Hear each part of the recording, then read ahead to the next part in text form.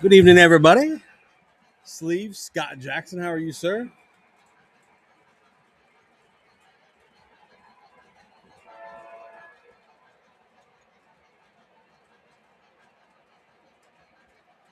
Welcome to the stream, everybody. Still running the B&O Pacific around on the inside loop. You know, I'm a little bit fascinated with that engine, so I figured we keep it running another week. Plus, with this week's guest, it made sense to run an MTH product, so. Aaron's Trains, how are you, bud? On the outside loop, we have an engine that everybody knows. Some people think it's overrated. Some people love it. You figure it out here in a minute. And up top, we got the Chessie GP30 again. I kind of like that little GP30 with the Coltrane running. So figure it, what the hell? We'll keep that going.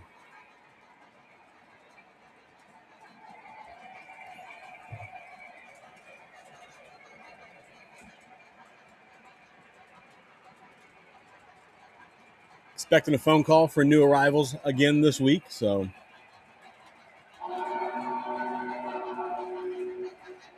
Corey, what's up, man? How you doing? Thanks for stopping by. Daniel, hello, sir.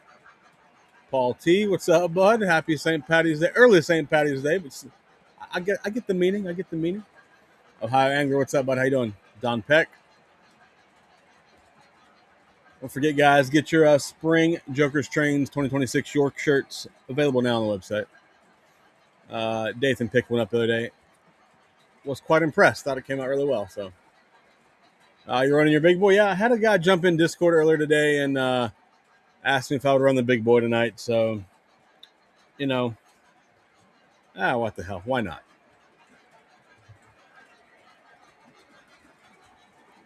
They wanted me to run 40-14, but I said let's get a 40-04 out. You don't see that one all the time, so here we are. Tom, I appreciate that, man. I do appreciate that. Yeah, I appreciate that, man. I really do appreciate all you guys listening to the podcast. I'm not the best podcaster in the world, but I sure as hell have a lot of fun doing them. So for all you guys that do take the time to listen to them, it is much appreciated. Trying to figure out how to podcast a little better, but I feel like we're getting a little better as we go. So hoping to have another one up this week. I was going to say today, not today. This week. Yeah, Aaron. They're E7 or E6s, but yeah, they came in. I saw Muffin has them, so I'm assuming Legacy's going to be giving me a call soon. Kind of excited about that. Be another review for those as well. Whoa. Things everywhere, out of place. It's almost like I'm never prepared. Nah, I'm decently prepared most days. I like the way this camera looks now, but I feel like it's a different angle. I don't know what the hell's going on. We're just doing things. As you can see at the bottom of the screen there, Mike Reagan will be joining tonight from MTH Parts. Be around a little bit later. He'll be joining and hanging out. So we will do a screen share for the MTH website like we did the Third Rail Parts website. James Corbett, how are you, sir? Long live the CNO. Oh, hell. Bill Colino, what's up, man? Let's not talk about Lightning hockey tonight. It's been depressing. Depressing couple weeks. Fantastic. That's awesome, man. Appreciate the support.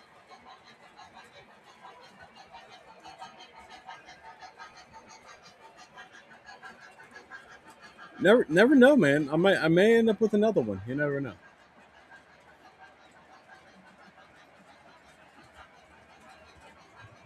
Uh, Montez 2K, what's up, sir? How are you? Thanks for stopping by tonight. Yeah, let's get the like button going early tonight, boys. Let's hit 100 before 8 o'clock. Let's make that a goal.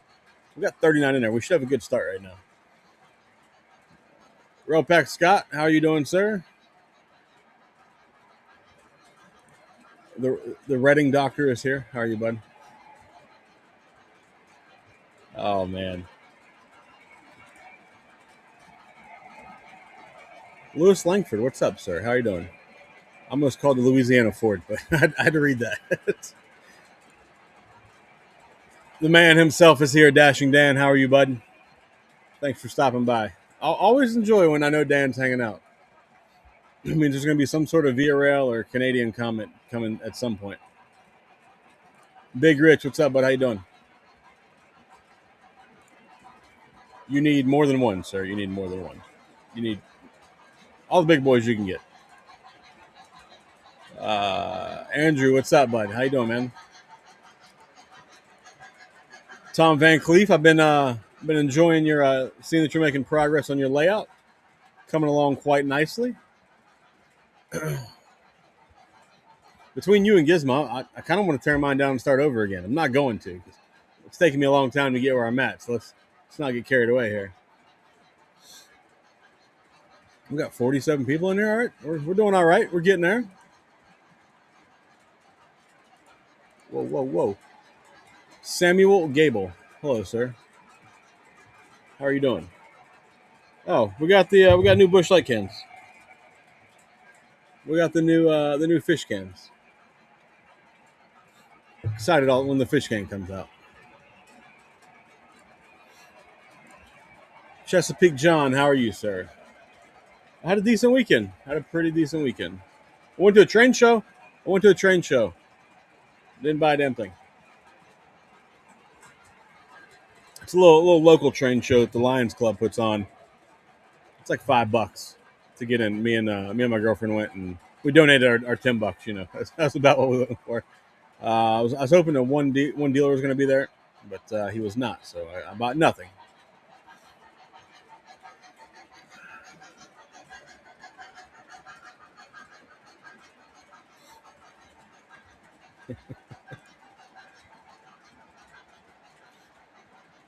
I don't. I don't know, Corey. I don't know if there's a such thing as nice and Via. They can't go together. I'm pretty sure. Uh, yeah, I still have some peach left in reserves. I have peach and lime left in reserves. No, I don't have any apples. I didn't get that many apples in my area last year, so I didn't stock up on them. But we do have some peach and lime. But peach is probably my second favorite. I think I like the lime the best. Aaron, you picked up a TMCC Mohawk. Nice. I do like a nice Mohawk now. I do. I only have one Mohawk. I do like them.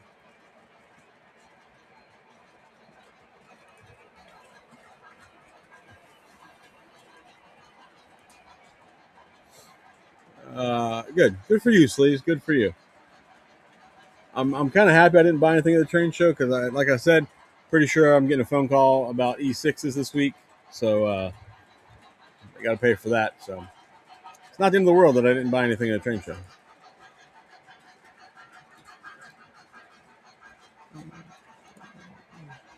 Yeah, man, that's awesome, dude. You got a nice train room. I like the way just the way the room looks. And then you're building a pretty large layout. That's it's gonna be quite impressive when you get it done. Or just get more track layout. It'll be impressive. You know what I mean? But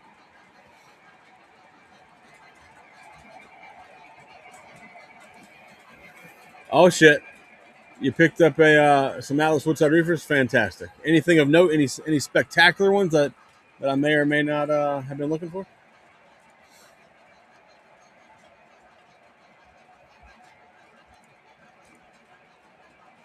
Oh, Dan, you have a friend. You have a friend in chat, sir. You have a friend in chat. Oh man.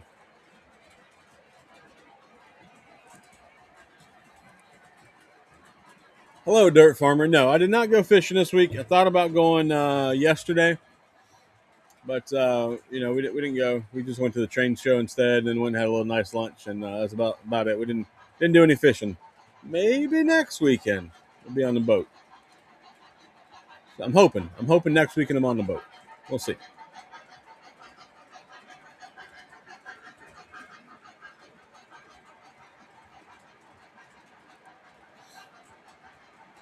All good, man. It's all good. It happens, Sleeves. Every time I buy something, I usually wish I didn't, but it that feeling goes away in a couple of days, and before you know it, you're looking for your next target. So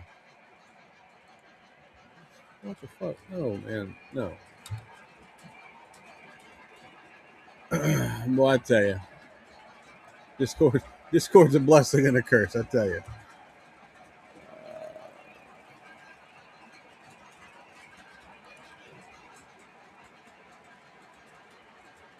You took a last week of March off to dedicate to adding the next loop more. Hey, I like that. I like that.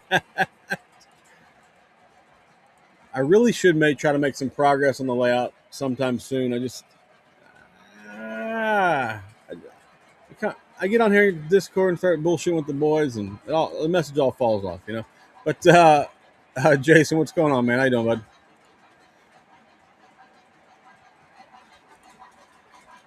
You were at a Devils game last Sunday. You're a Rangers fan.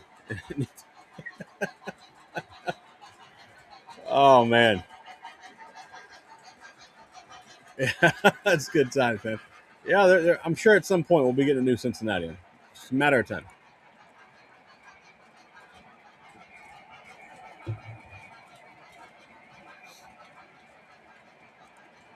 Don went to train show in Harrisburg. Nice.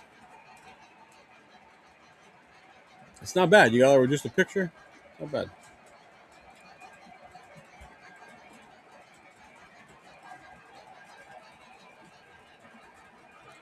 Newman, Ryan Newman is here. Hello, sir. Captain of the Purple Hall, if you guys don't know. Nicholas, how are you, sir? Rich, my man, what's going on? How you doing, bud?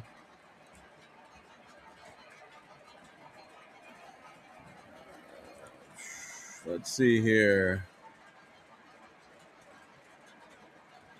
Solid. There's some decent cars in there. I picked up a car.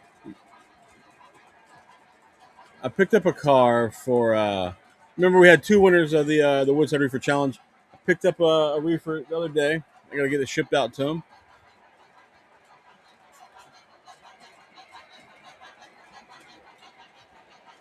So this car is going to go to Massimo Trains. I'm going to show you guys.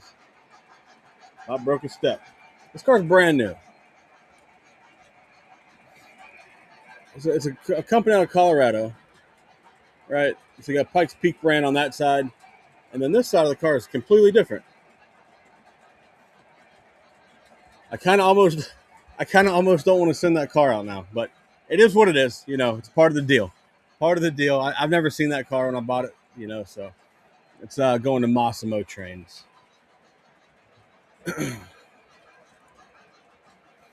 Lionel Richie, how are you?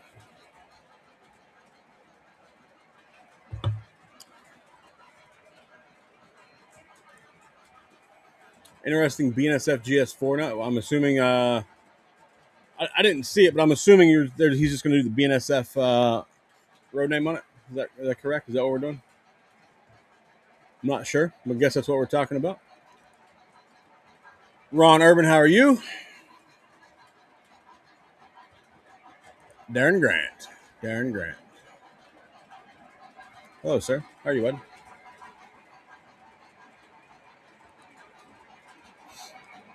James is all ready for the two rail show this weekend coming up. I unfortunately will not be in attendance there.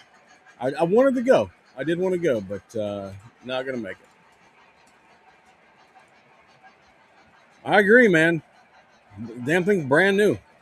It has no wear marks on the wheels. I took it out of the box. I'm like, shit. I should send this one away. Oh well, it is what it is. Not a big deal. I'm sure there'll be more.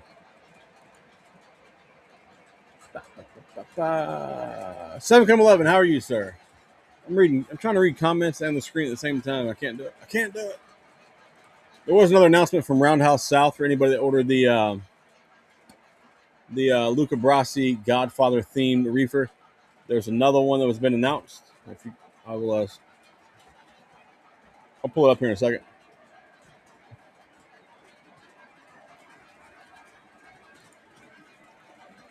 You pre-ordered 2 custom run 36 foot reefers from JR Junction and the 4-pack of reefers from Mecca.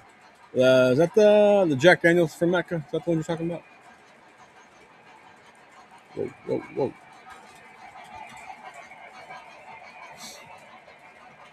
Fantastic.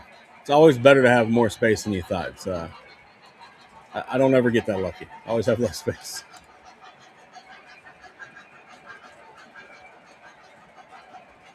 All right, let me see if I can't pull this. I have a bunch of Discord messages. Good Lord.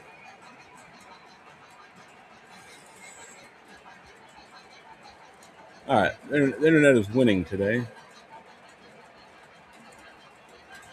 The internet is beating me. Let's see here. Yeah, the Roundhouse South Reefers do look great. I'm trying to find where I put the link in Discord. I'm assuming I know where the hell it is. Maybe I don't. There we go. I'll share the screen. Hold it tight.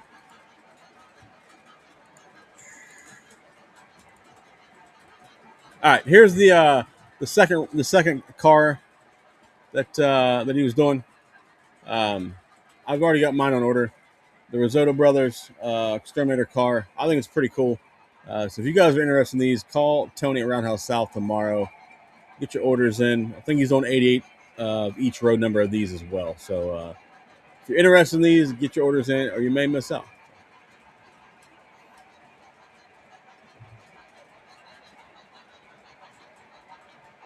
Choo, how are you, sir? Tattoo Trains is here. The streaming extraordinaire, Tattoo Trains, is here. Whoa, whoa, whoa! Just clicking on all sorts of wrong things today. I cannot work the computer today. It'll be fine. It'll be fine. Will, how big is your how big a layout are you planning on building? There you go. I knew I could get it out eventually.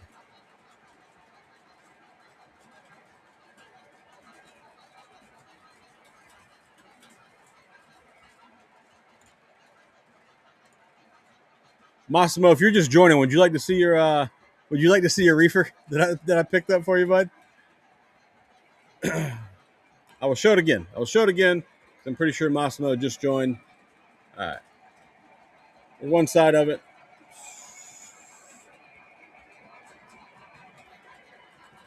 Super cool car. It's got 2 different art pieces of artwork on it. There's the other side. It's not focusing, but yeah. Fantastic car you're getting, Massimo. I'm a little bit jealous.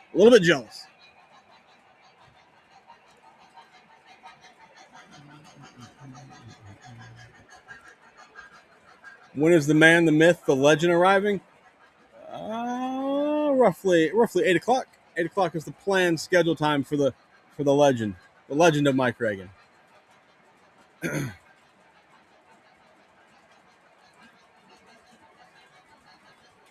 I will relay that message. Nicholas. Oh, that's good. It's good stuff.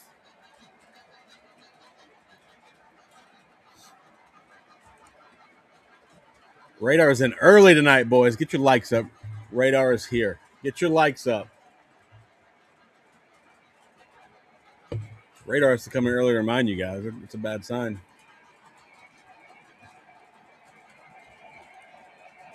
Yeah, Rich, it's a really cool car, and I know I'm gonna be looking for a York now. So, it's all good. It's all good.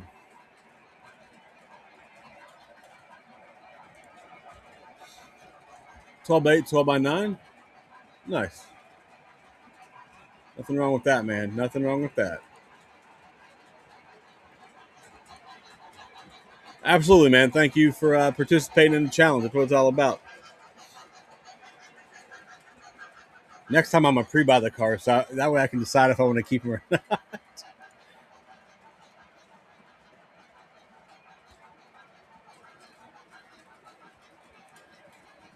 Same, Darren. I've never seen a car, a Woodside, that has different artwork on each side. That's it's new. That was new to me. I thought that was pretty cool.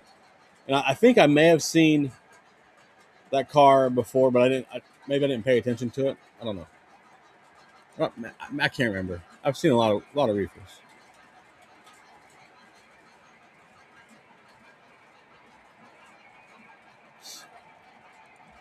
Loose trains. How are you, sir?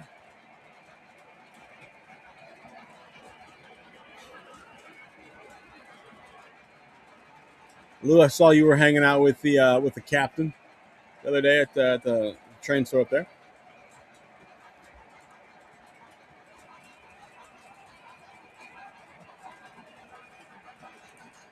Let's see. Hopefully, someone does a car with a map of the 4014 Coast to Coast tour. It's not a terrible idea, actually. It's pretty cool. It's pretty cool. You're gonna need a large car though to see the map with any kind of detail. Mike Reagan is a wealth of knowledge. Every time I've got to talk to him, I've always learned something new. So that's it's been fun.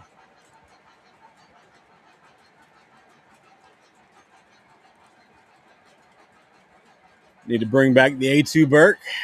They might. You never know, man. Somebody told me that MTH was going to or is going to. I don't know. I don't know how true that is. That's what people tell me. I think for me personally, I think I kind of gave up on the A2 Burke. Um, I used to really want one. I think about the time Sid made his video, the hashtag rare video, and then I kind of backed off the A2 Burke after that because it's not really my favorite looking engine, to be honest.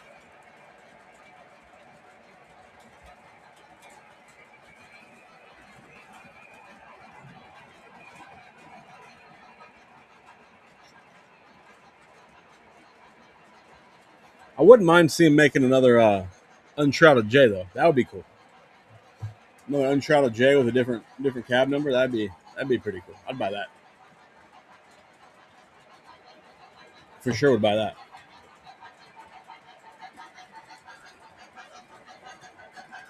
So far, if anybody's curious, still pretty impressed with my MTH Pacific.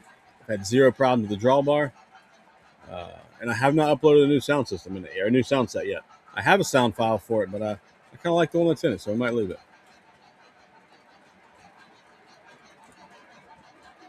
Dude, no. No. They do not need to include. Well, if they put Northumberland on it, that therefore would trigger Burnsy to buy it. So Burns would have to buy a piece of UP.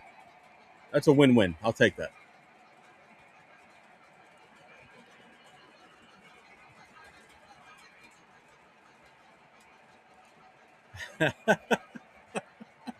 Oh, Stu, thanks for stopping by, Stu. I appreciate that, man. Can't I, Stu? I not. You're correct, sir. I owe you at least two beers. I owe you two beer. Oh man. Well, if you listen to my podcast, I got told by Kevin Quinn that the BL2 is not an ugly engine, but he says I was right about the CF7. So A2 definitely. I think A2 is kind of ugly. It's an ugly steam engine. Not to sound weird, but it is kind of an ugly looking deal.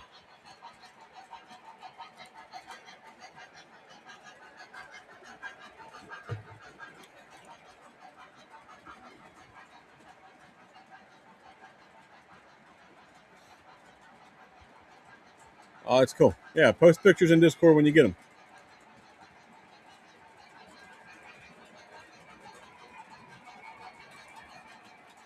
It barely took you a year.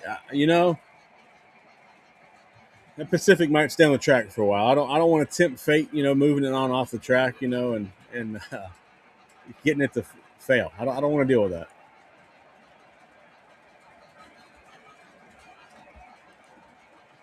I don't know. We'll see.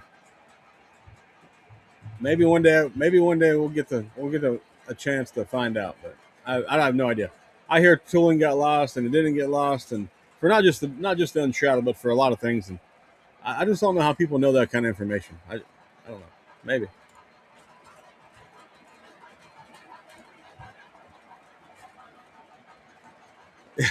Jogs Jog says the BL2 is ugly.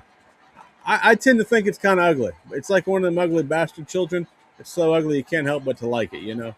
I I personally like BL2s, but I would like to see MTH make BL2s again. I wouldn't mind having another one.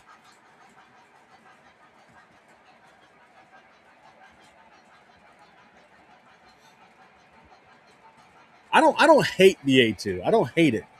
It's not my favorite. If we're gonna buy Burks, there's a lot better options of Burks to buy, in my opinion. I, just my opinion.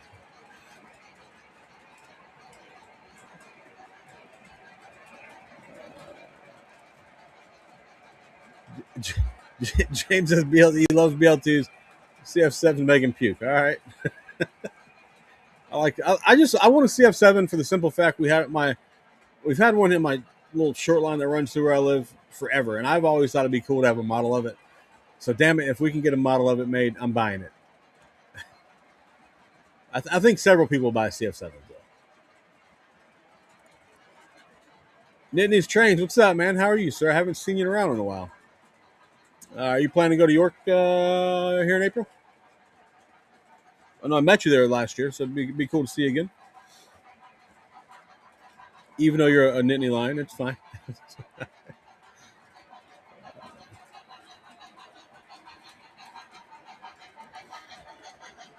But see, Rich, I have another B&O steam engine on order, MTH. So eventually something's gonna have to cycle on and off, you know. So unless I just add a whole siding just for MTH steam engines, but we're gonna see how it goes. Hopefully they don't fail. Maybe just it's my prior experience with MTH drawbars that's giving me a bad taste. You know, I'm sure the new ones are a little bit better or much better, I guess I should say.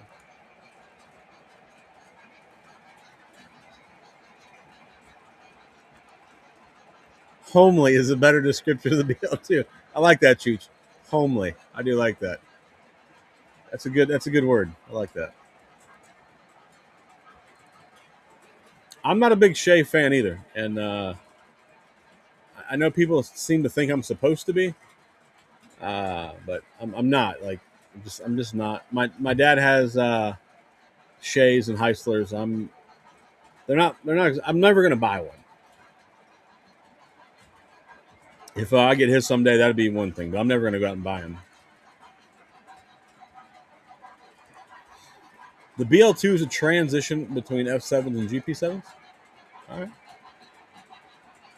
It's a cool engine. You know, it is cool. I have the Western Maryland. I wouldn't mind having another road number of the Western Maryland, but I don't know. They are ugly, but I like them. You hear the Golden Gate Broadway Super Chief just arrived in California? Maybe. I didn't hear that. I don't have them on order. Next time if I talk to Jay this week, I'll find out. But I know they were supposed to be getting close. And I know I'm going to be jealous when I start seeing pictures of those Super Chiefs on people's layouts. But I can't buy everything I want. It's not going to happen.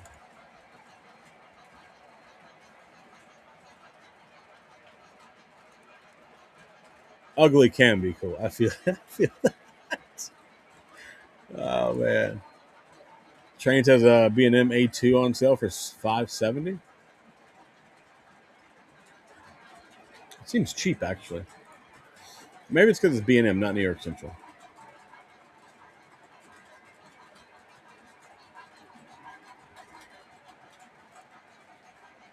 I have a lot of engines on the layout right now. Anyways, 4, 5, 6, 8, 9, 10, 11, 12, 13, 14. I have like 20 engines or 22 engines on the layout. I think right now it's a lot. It's a lot. I'm running out of room to add sidings. Is what the problem is.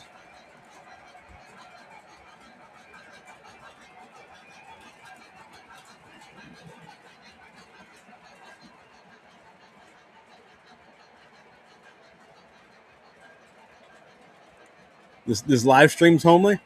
What happened to Earthy? I want to be earthy. How do I get back to earthy? Is homely below earthy or above earthy? I'm not sure.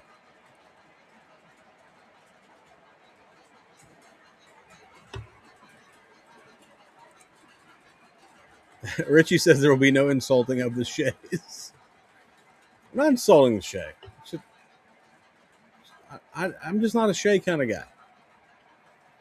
I'm like the basic dude, right? Like, give me a Vigilant big boy and we're good. You know.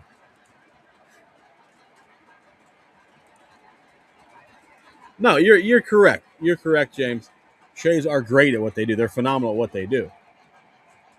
I just prefer the look of a big boy or a Burke or a Hudson or whatever.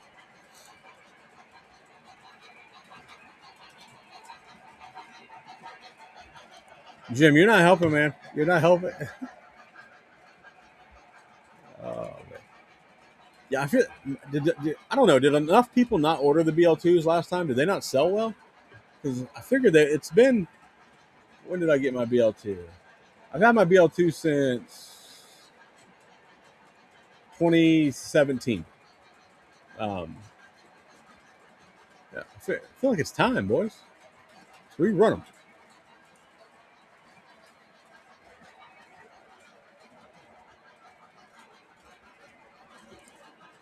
Vigilant big boy is not basic. I don't know. I got a few of. No, but it's like the common the common engine, right? Like everybody knows 4014. A lot of people probably don't. As many people don't know about Shays or Climaxes or whatever, right? They're more of a specialized type deal. I need no. We do not need Strasbourg. We do not need Strasbourg. It's not happening. Vigilant big boy is not normal. Maybe it's just me. Maybe it's because I have three of them. They're normal to me. I don't know. Um, I think it is the best model Lionel's ever made. In my opinion, it's my opinion.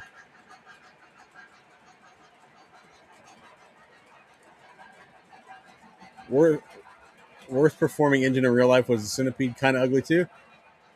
I don't know, man. I don't know if they're ugly. They're weird.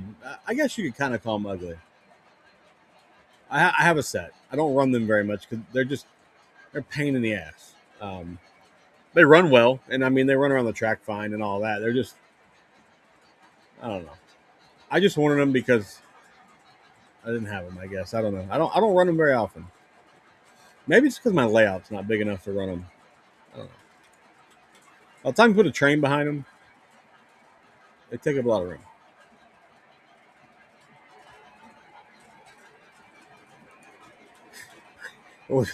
We found Richie's trigger. No talking about the Shays.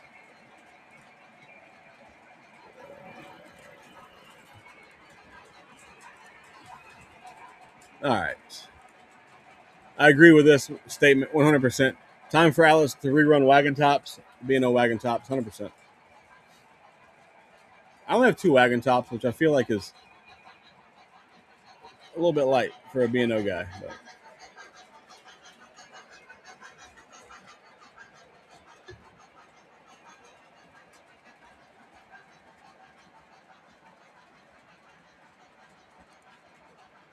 that's fine. I'm just not a Strasbourg fan, man. Like, I get it, right? It's cool, and a lot of guys like it, but I don't think I'll ever buy any Strasbourg stuff. Probably not.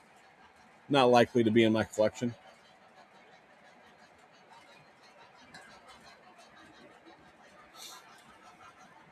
I mean, I had my chance. I could have bought a Molly, but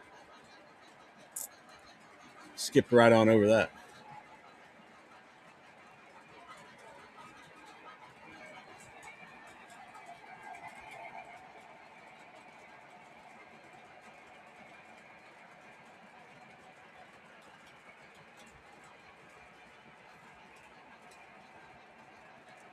There is a pile of Strasbourg at the club.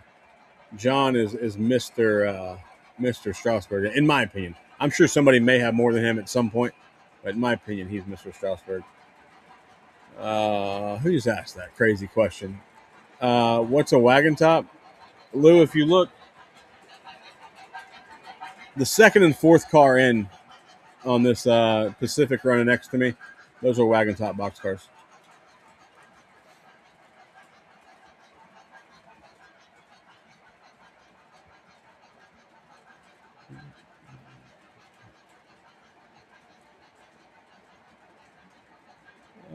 Where did that go? Where did that go? There's several people I know that went against the grain and bought the non 475 mile. I was surprised when a couple guys told me they got different ones. Some guys told me they got ones I never even heard of. So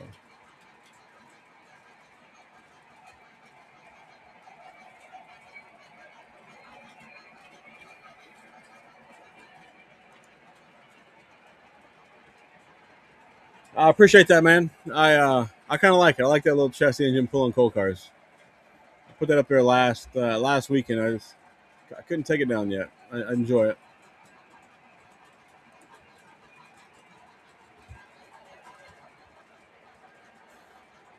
The one I have is Fireball too, James. I had to look just now. I wasn't sure.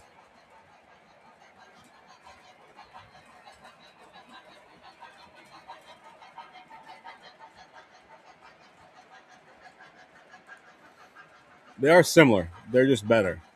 They're be- oh man, it's good. Yeah, I only have two, and the first one I bought was the Weaver one, back right about the time that Weaver went out of business, um, and right before those cars got real expensive on eBay. And the Atlas one, I don't know. Remember, I got the Atlas one.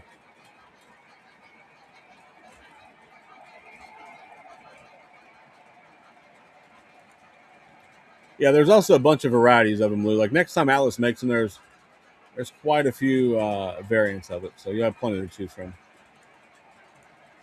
Ed Iceberg, how are you, sir? How you doing?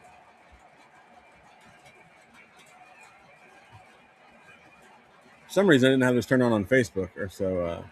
I just enabled the Facebook people. Maybe they'll show up. That would be cool. If you're watching from Facebook, let me know.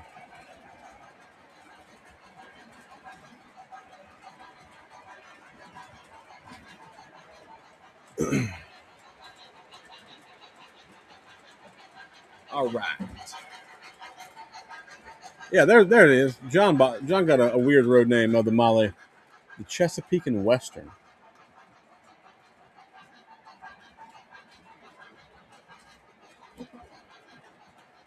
There's no O scale cabooses for Chesapeake and Western. Well, to be fair, John, I never even heard of that until you said it the other day on Discord. Matt's O gauge trains. How are you?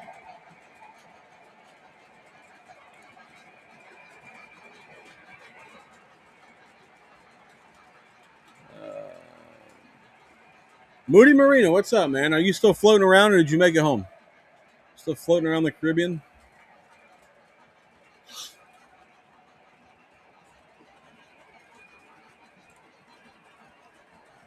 Yeah, third rail did do them a long time ago. Long time ago.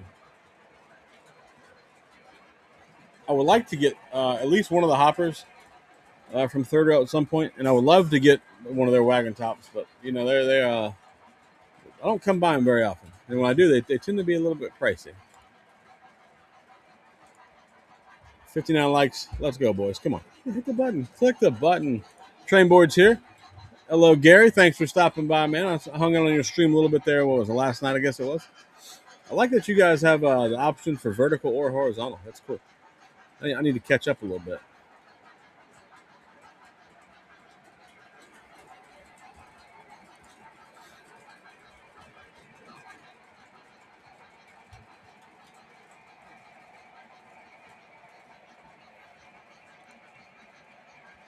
I don't know where the captain is tonight. Might be busy.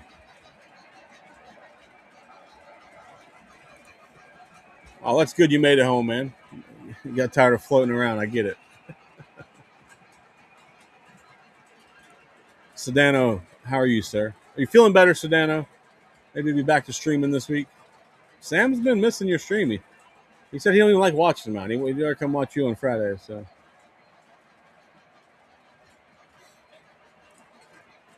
Frankie Bryan from the Facebook machine. Sorry, man, I forgot to enable it on Facebook. I just turned it on. So appreciate you for jumping in.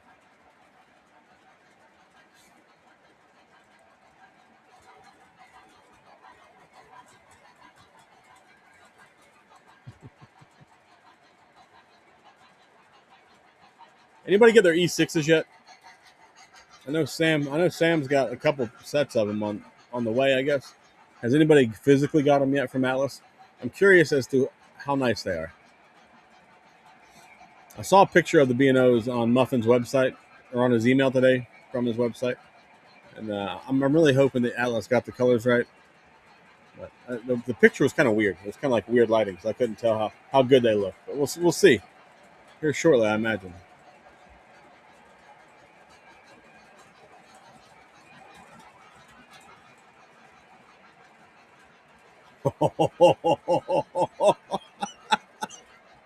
Oh, it's good. That's good, man.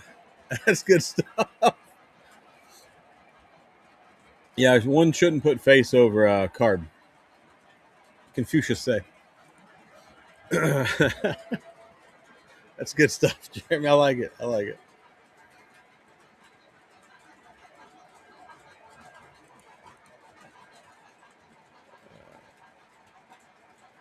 Oh, that's what you said. Oh my gosh. The missiles just fired back and forth between Sam and Sedano. I love it. Thanks, Frankie. I appreciate it, man. Hopefully, I'm trying to get some more. I'm trying to get some more coal cars, but I got engines just stacking up right now, so those coal cars may evade me. We'll see. Unless the Muffin wants to sponsor me and hook me up, but I don't think that's going to happen.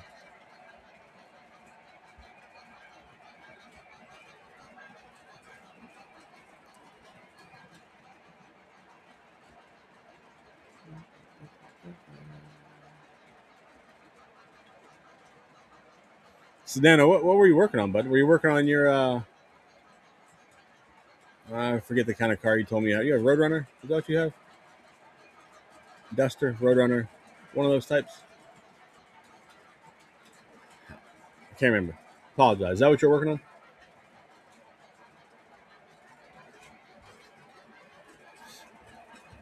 Cannot remember what you said you had.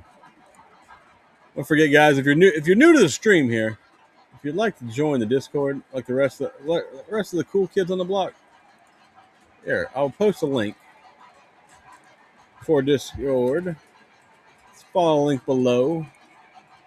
I guess I can post that at multiple places.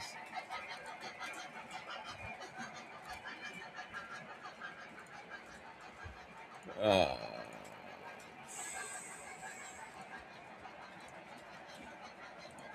all right, let's see here. Maybe Muffin will give me a code.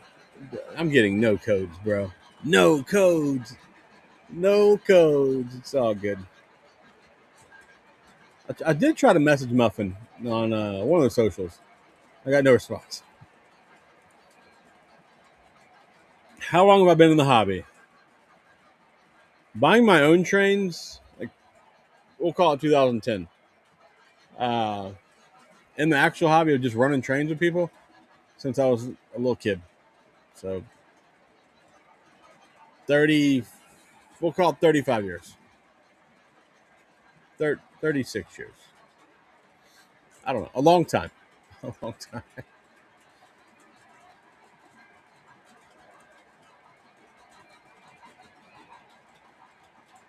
You guys getting snow? Are you guys still getting snow in Pennsylvania? I know Wisco got some snow last night, today, whatever it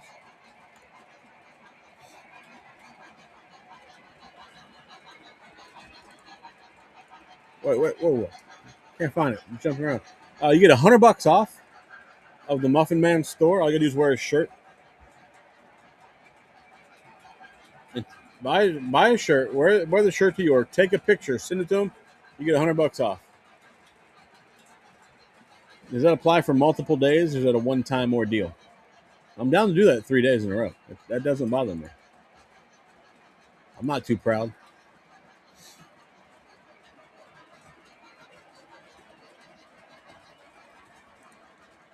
Sedena burned his face working on a John Deere dozer. Ah, and now you're beardless. Beardless.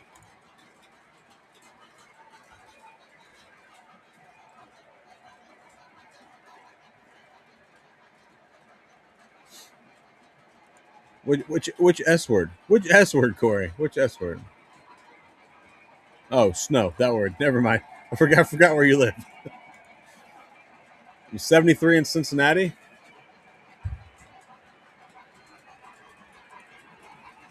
What do I think of subway trains? I will never purchase one. I think I've been on a real subway once in my life. I have no connection to riding subways, so they're not for me. I know some guys love them, mainly guys that probably live with our subways, I guess, but they're not for me. None of the commuter trains or the interurbans or any of those kind of weird little things. None of those do anything for me.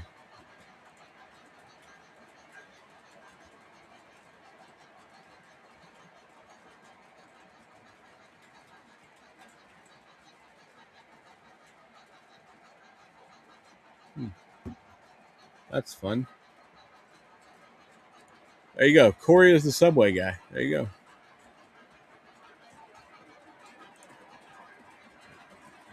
I know RJ RJ likes those commuter type trains. I don't know if he likes subways, but I think I've been on one time. So it's not. I don't know anything about them except they don't operate in Florida.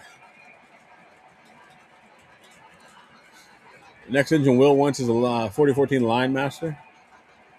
Oh, after the 4014 Line Master, Santa Fe Legacy Northern, only in the Frisco paint scheme. Oh, Santa Fe Legacy Northern, solid engine. I have one. Maybe I'll run it next week. I haven't ran it in a while.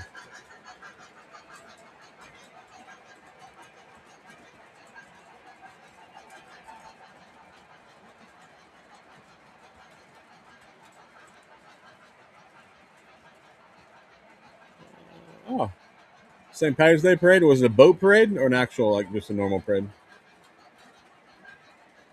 It's Delray. I guess it's probably downtown Delray. It's a nice little area. I mean, it was when I drove through it. I don't stop and hang out with those guys. Or different tax brackets. Yeah, man, that's got a good horn on it. It's got a good. The whole sound set on that engine's really good. I got talked into buying it at York. Sid talked me into it actually, and that's what he sold me on the sounds of it. So that's why I got it. And it was a stupid deal. I had the guy break that setup. He had the cars for it too, and I talked him into just breaking the setup. I should have bought the whole damn set, but I was running out of money. I was about 5 engines deep at York, so we were running low on the cash.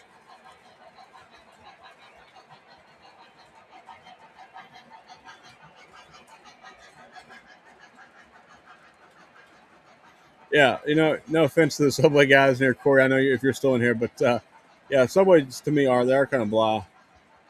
I just don't understand it. I mean, if that's what you like, cool. Nothing against it, but they're not my thing.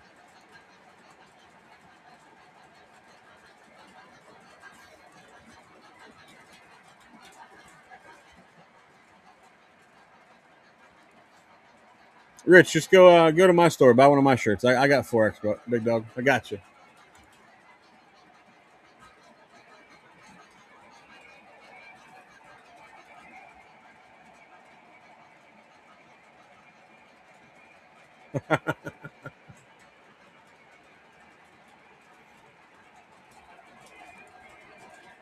70s and back to winter the next few days. I think it's supposed to cool down in Florida too. We've already been in the 90s a couple days, and I think we're going to cool back down. Maybe they'll drop water temps for the baths when we get back after them again.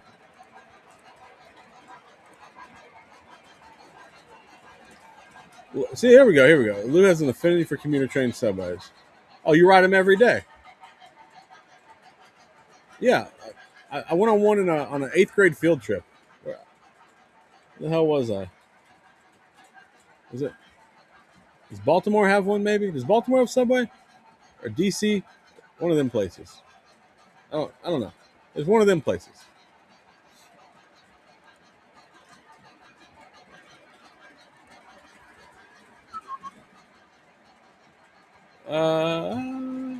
Oh, sorry.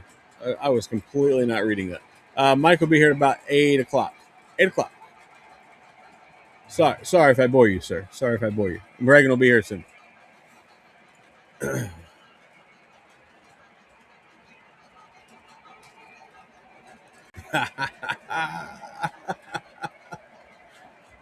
All right, so this is what I've gathered from people that don't like subways in this chat. They all live in places there are none. So,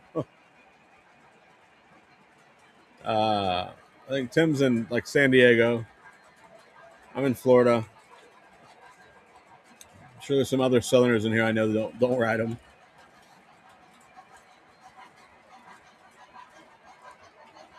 You haven't lived if you haven't read the number 6 during rush hour in New York. Where does the number 6 go? That might help me a little more. But I have no idea what that means.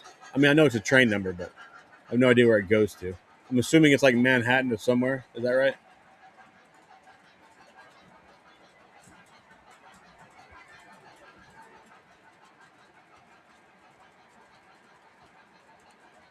Oh my god. Oh my god. Oh man. That's funny.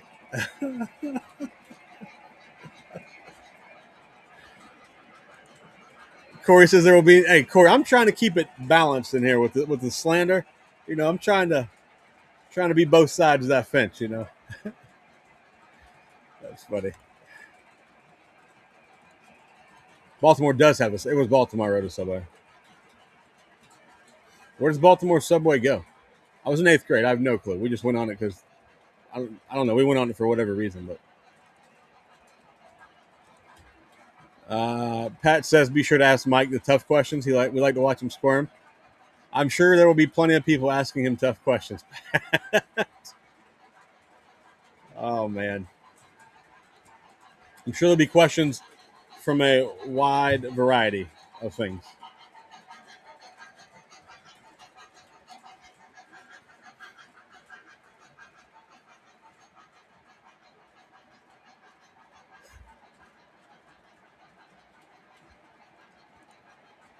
The 6 is Bowling Green to Pelham Bay. I'll have to Google that later. I have no idea where that is.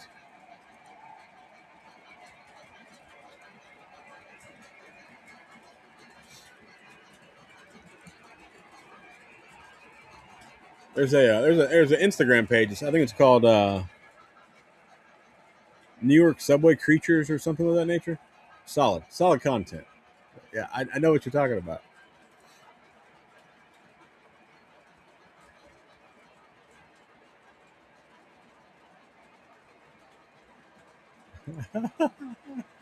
I like that Apex. It's solid. Matt's O'Gage just joined the Discord. Appreciate you, man.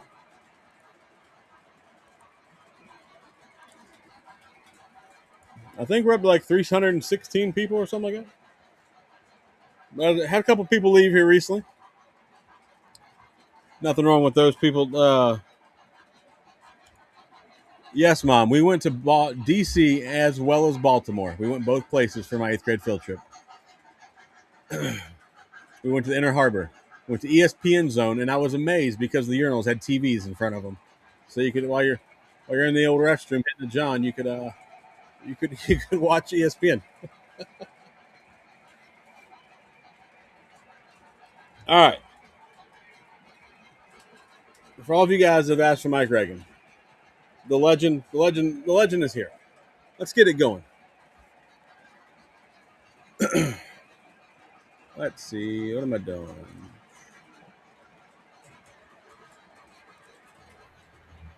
Mike Reagan, how are you, sir? Good, sir. How are you? I'm fantastic. Good to see you again. Well, good to be seen. What's happening? Oh, not a whole lot, just hanging out and running our mouth and drinking a little bit of beer. Normal stuff on a Sunday. Yeah, right on. Well, I thought you did that on every day that ended in Y.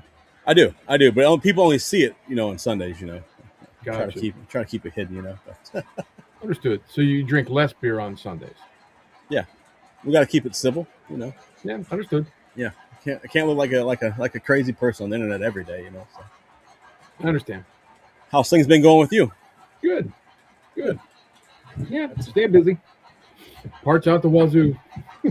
That is true. I need to order some parts from you actually. So, taking a little list of passenger car bases I need today for Santa Fe cars. Gotcha. Well, diving into 12 boxes of Santa Fe Northern parts. Every time I finish a box, I open another box up and find more stuff that I just put in the other box. So Yeah, it's a never-ending nightmare. right on, right on. What else has been going on with you? Still with doing? Are you doing all of the part stuff, or do you still have help from Pat? Pat helps out from time to time. You know, we usually when we go to Maryland, Pat will run up with me, Okay. and we just meet at my sister's house. He's only like 2 hours from there, so he runs up there. We run up to Maryland and spend a weekend up there just crushing parts that are too big to bring back here to North Carolina. Yeah, So absolutely. last time we were up there, we knocked out a bunch of Rail King 1-gauge engines. Got a bunch more to go. Probably about the second week of April or so. So Now, I do have a question before we get started here. Are you so like when parts run out of when you run out of parts, are they remaking them or is that it? yeah, we can get more. Okay. MTH still has really good relationship with the factories, and the factories, it's surprisingly enough, the factory has a ton of parts on hand. You know, Okay. Mark will reach out and say, "Hey, do you have any of these pilots?" And they're like, "Oh yeah, we got 36 of them." So we can. It's actually pretty surprising how many parts are in stock at the factory that we can reorder when we need them. Right. And then things like those die-cast arch bar trucks are in high demand. So we had to reach out for that. That they had no quantity on hand, so we had to order like 400 of them, and I don't even know when they're coming, but they've been on order since like November. So Do you guys carry like detail parts for tank cars? Like they have the little walkways around the dome. yeah, freight cars are really hit and miss. I mean that kind of stuff. If you dig around the site, you could probably find something here and there, but as a rule of thumb, it's basically just trucks, couplers. Like reefers. I'm pretty sure we've got some reefer steps, the stuff that low hanging fruit that breaks off. But walkways and boxcar doors and door slides and stuff like that, typically not. Pretty much the focus is locomotives and accessories. That was a personal question for me. I got tank cars; they're missing walkways. So I got you. Yeah. Oh man. So you mean pull your website up for you, or you want to do it? I can do it. Okay. Let's see. I guess you're gonna disappear, or yeah, you're gonna disappear for a minute. Yeah, maybe.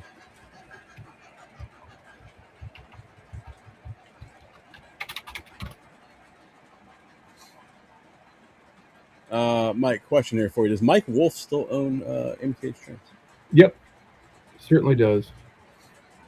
Certainly does. All right, so I got the site pulled up. What? You're the only one who can see the questions, huh? I can put them on the screen for you. Hit the share button at the bottom. Share screen. Mm-hmm. Choose what to share. Then click window. It should just give you an option to pull up your window there. Gotcha.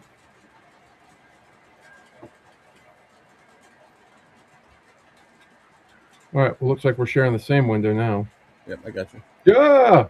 Look at all There's this. a million of you. Yes, I love it. All right, I'm gonna make that go away.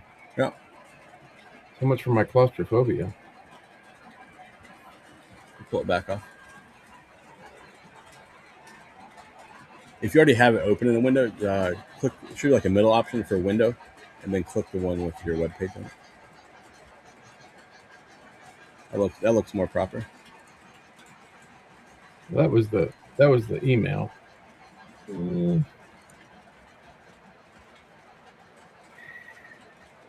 All right, let's try this one more time. Look at me, Mr. So not tech savvy. I can pull it up for you. It's not a big deal. Yeah, go ahead. Pull it up.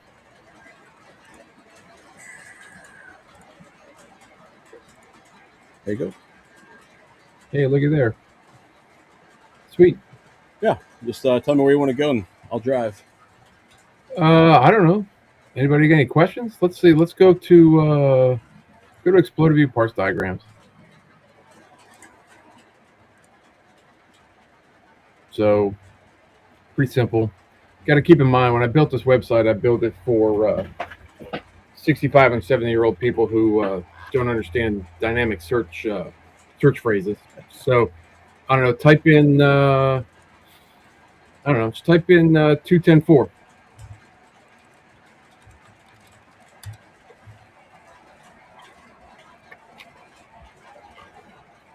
And any of those 210.4s will come back. So there's a great example. So this is what I do when I don't have an exploded view part list, right? You just see the parts individually. All these parts are specific to whichever locomotive you clicked on. I didn't see which one it was. It's just the top one. But there, Premier 210.4 Texas. So these are all the parts that are specific to the 210.4. If you hit your back button real quick and see where it says electronics on the right. Yep. So I did that specifically because, I think I made like 10 not generic, but 10 different electronic packages, right? PS1, PS2, 5 volt, 3 volt, PS3. I think there's one for G gauge. There's one for, I don't think there's one for HO, but there is an HO steam list and an HO diesel list that lists out all the different Protosound 3 boards that are available for them, AC and DC and European, US, et cetera, et cetera. But, those are all the electronics because, either you got a mechanical problem with your train or you got an electronic problem. So there's two different lists. I like how you gave us a big enough picture to actually see what the hell we're looking at. Yeah, well, I'm staring at this thing on my laptop because that's where my webcam is, but I've got a 32-inch monitor that allows me to see everything. So I noticed on some of your stuff, just when me buying my own parts, you'll have like a list coming soon. Is there any ETA on that, or is you have all of that stuff? You just have to get to it. Look, Matt, I've got probably 35 more skids worth of parts to get through to catalog. So list coming soon is list coming when Mike finally gets around to finishing the list. I like that. Your email thing works too. Like there's a thing that says, put your name in or put your email in and you'll get an update whenever it's listed. Oh yeah, the wish list. Yeah. Yeah, it actually worked. I put it in. I'm like, this is never going to work. And it actually emailed me. So that's pretty cool. Yeah, it does pretty good. We're actually, in fact, I've got the engineering sample for the G gauge ES44. I got to do that later this week. I'm gonna create a bunch of part numbers and a bunch of parts, put it on the part list, and none of those parts are going to be in stock, right? Because they literally just made it, and no part numbers ever existed prior to the production. So I'll put that list up there, and then people can wish list them, and then we look at that wish list about every 8 to 10 weeks. We'll pull a report and see what the top items are, and we'll reach out to the factory and see if we can get some. If sometimes, like drive blocks for Rail King Hiawatha's, right? I'm pretty sure those are pretty susceptible to zinc rot when they first made them, right? And we blew through every Rail King drive block, Rail King Hudson drive block we could come up with that would work for that Hiawatha.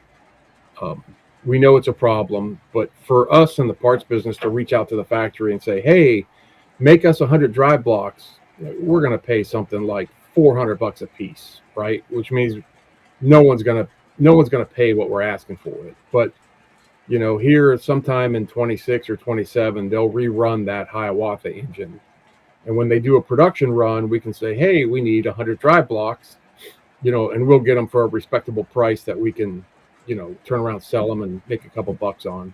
Right. So things like that, things that are really more challenging from a production aspect, we just tag on to production runs and have it made if there's none in stock at the factory.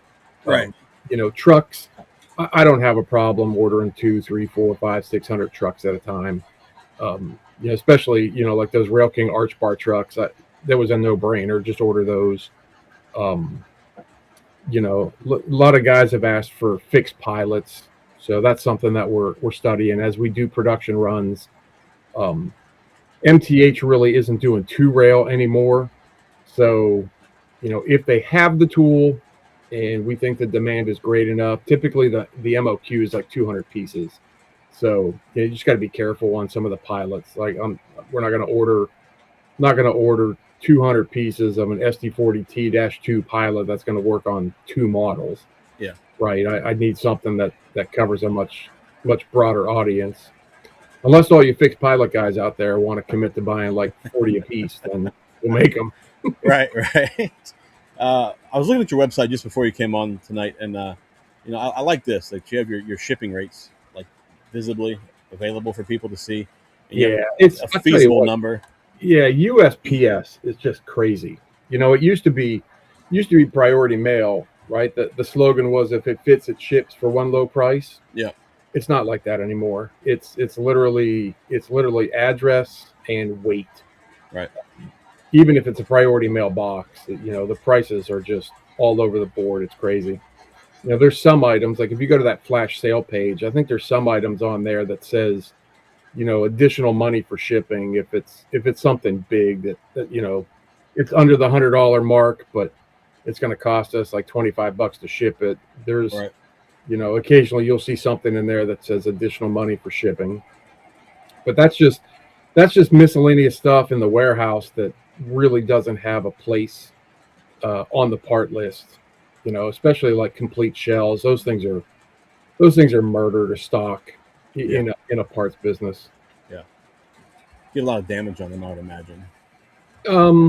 It's just they're big and they're bulky. I mean, we've got, I think our part stores right now is like 2,400 square feet.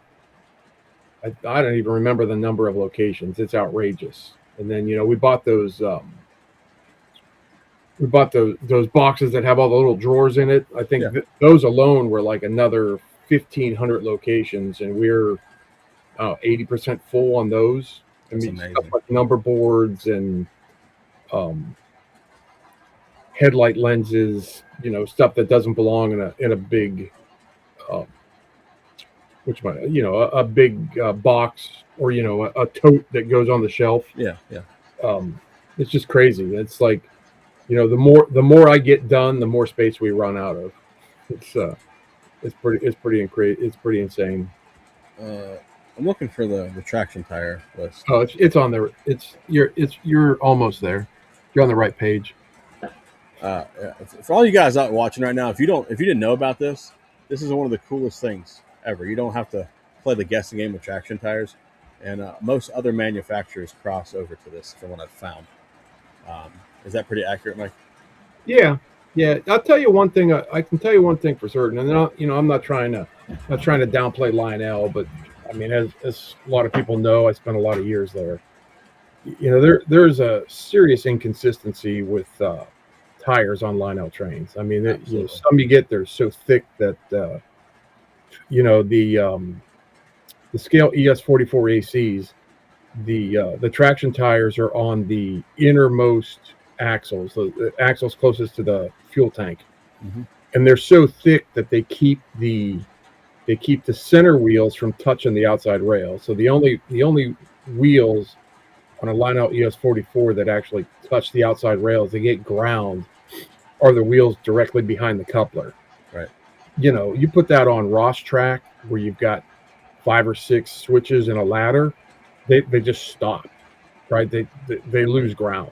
Right. So, in those cases, you just use, I think it's a DE27, the MTH tires. I think that's what it is, right? For diesels, go down a little bit further. I don't know. It says all Premier diesels, but I think it's DE27. They're all the MTH tires are a consistent thickness. You put them on, they work for traction, but they also let you DE18. 18, yeah. So, it's just, and they work for everything. Yeah. The width is really the key, and the bigger you stretch it, the thinner it gets. And we buy traction tires. I think it's 30 or 40,000 of them at a time. Oh wow, It's crazy. It's crazy. And they all come from the same factory every time. They've been the same thing for 35 years. Yeah, I you talk about the ES44s from Lionel. Like, I used to tell all my friends, like, when we were getting the ES44s when they first started coming out, like, so I would just steal all the traction tires out of my MTH boxes and put them on all my Lionels, because the Lionels, like, they kind of like wobble going down through. Yep. And I'm like, that's ridiculous. What are we doing here? So I've been an MTH traction tire buyer for a while now. Yeah, like I said, they're just consistent. I mean, that's the best part about them. They're always the same. Yeah. So are you having stock? Are you back in stock on all your upgrade kits? Is that a thing now? Accurate statement? Yeah. So so what Dawn does typically is Dawn will put like 15 steam. I think it's steam kits are the ones that he feeds in there every week. I think he puts like 15 in a week.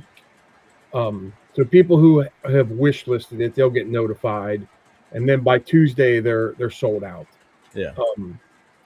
I know that Mark just ordered. Is it diesel? Give me a second. We're not screen sharing, right? No, just my screen sharing. Right. You're good. Let me dive over to the admin side for a second. It's just a lot easier for me to look at it from that side.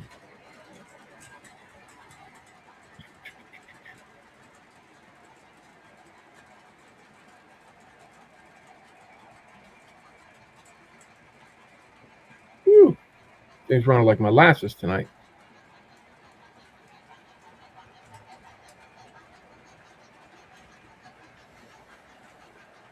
So, a real quick question while you look that up. So, I'm just here looking at your DC motors for the smoke units. Are those the same motors that Lionel sells, or are they different? They are. They're the same. Well, you got to be careful because Lionel's got them little short 11 millimeter tall ones, and I think ours are. Lionel's got two. They got 15 millimeter and 11 millimeter. The 11 millimeters we don't stock, but the 15s we do, and it's the steam upgrade kits. No, doggone it, I just saw it. The steam upgrade kits, there's currently none on hand, but there'll be like 15 will go in like Monday morning, and then they'll sell out, and Dawn makes the kits up. So I think the challenge we're faced with right now is we're waiting for a shipment of the TAC readers with the spacers to show up, and that's really what the holdup is on getting those kits in there. So as you know, we have boxes upon boxes upon boxes of just. I'll show you. Give me a second. I'll be right back. Rich, I saw you ask here a little bit ago if this is the MTH Parts website. Yes, this is MTH Parts. MTHpartsandsales.com.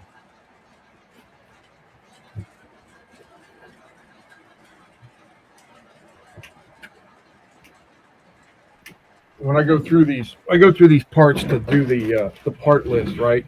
We come up with bags of nothing but wire harnesses, just like stupid amounts of wire harnesses. So we probably have, I don't know, 100 boxes of these things. That's why we do those wire grab bags, because nobody has the bandwidth to say, oh, well, that's the PS2 5-volt from the F59PH. Yeah. Who the hell knows? Right. So I mean, literally. So I'll take the bag and I'll mark like this is Premier Light Mikado. That's where all this wiring harness stuff came out of. And then it's up to Don in Maryland if he wants to name it and catalog it, or just throw it in one of those 80 boxes of wire harnesses. So once a week he'll go through all those boxes and try and find sensor boards with or TAC readers with spacers. And if he can find them, then we'll put them in the upgrade kit and list them. Cool. We've got them on order. It's just, when you order something from the factory, it's typically 2 months. Right. You got 2 weeks of preparation, and then they load it on whatever container of products coming, and you got that 6-week transportation time before it hits the dock in Maryland. Before we looked at that, at that the smoke unit stuff, or I'm sorry, the upgrade kits. What were you saying? Where did you want to go? I don't know. You're killing I'm me. killing I don't you. know. Go to That's all right. Go to service parts. All right. So here's a fun thing to do. Just type in GP38 with no dash. I don't think there's a dash in it. So that should return everything that's in the system that's tagged with Oh GP38. wow. Understand that I have done, other than the exploded views that existed before I got there, that I transferred into the system. I have not done any Premier diesels or Rail King diesel part list. My sole focus has been on Premier Steam, and the great news is the last 7 Premier Steam engines are sitting in my front room. The Santa Fe Northern was 12 boxes. That was the biggest batch. I'm starting in on that tomorrow. We started on that Friday, but I'll start cataloging it tomorrow. And then I got the UPFEF, and there's like 6 or 7 other locomotives out there. So once those are done, that should be the end of all the Premier Steam kits, if you will. Parts for a specific Premier Steam Yeah. engine that we have left to do. And then I can actually start on Premier diesels. I got a box over here that is was it 138 side frames. It's all the Premier side frames that were in stock. I got a sample of one of each, so I can put them on a board. Because I know beyond the shadow of a doubt, there's got to be 15 part numbers for an EMD F3 side frame. There's only 6 different side frames for EMD Jeep 38s and F3s, right? You got them with single speed sensor, 2-speed sensor.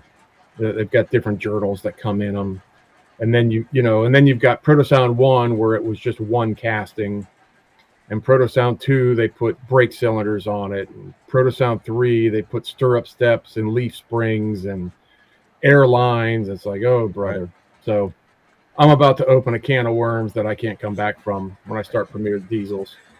So I didn't know that this feature existed where you could just type in like we did GP38s. I do like this. This is cool because it just everything, you don't have to search around if there's much stuff if you're trying to mix it. So now go back up to the top. This is the part where so this system is very similar to what I built for Lionel, but the best part of all is that very top box that says filter results displayed below. Yep. This is where it beats the big L.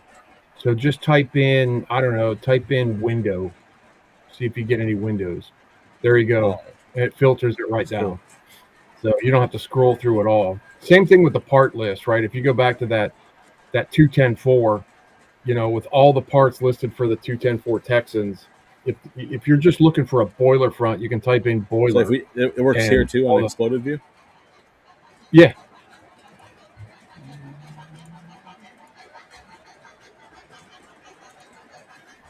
Well, pick the mechanical list that you want. Now there you go. Now type boiler. Oh, that's cool. I like that. That is useful. I didn't know it did that. If it says, and that's the Texan. I literally just took that up I took that up the week before Amherst that we end up not going to. So those parts are in Maryland. They just haven't been assigned a location yet and put away. That's why everything shows out of stock.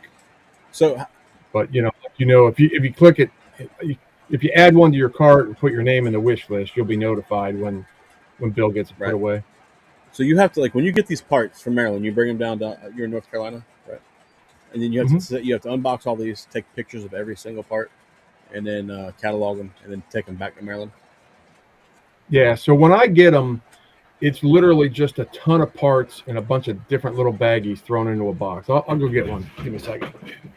I don't know how well it's going to work with a webcam, but we'll try it.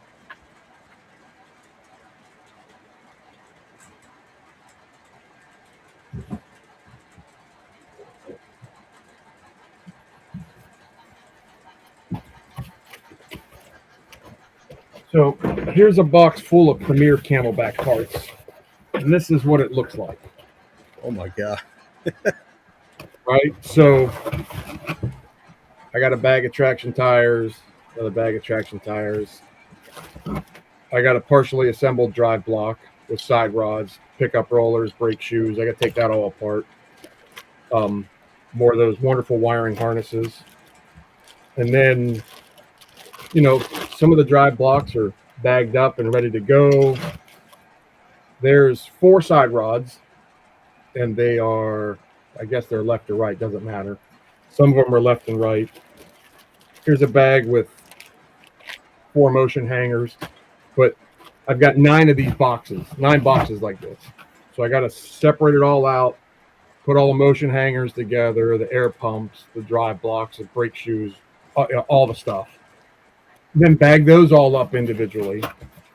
And then I'll bring them to the computer and assign them a number and a name. And then they get photographed. They go back in a box like this. And then they go back to Maryland. And then once in Maryland, they're given a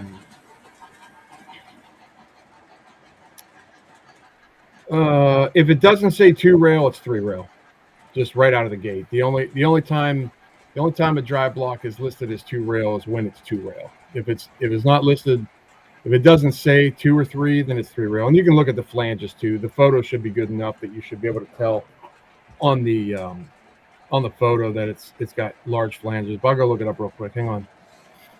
Go to part list.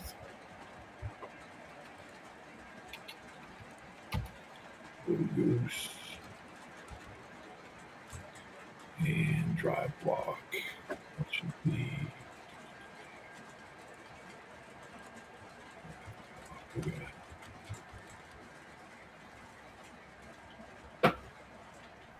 Yeah, so that's a 3-rail. That's a 3-rail drive block for sure.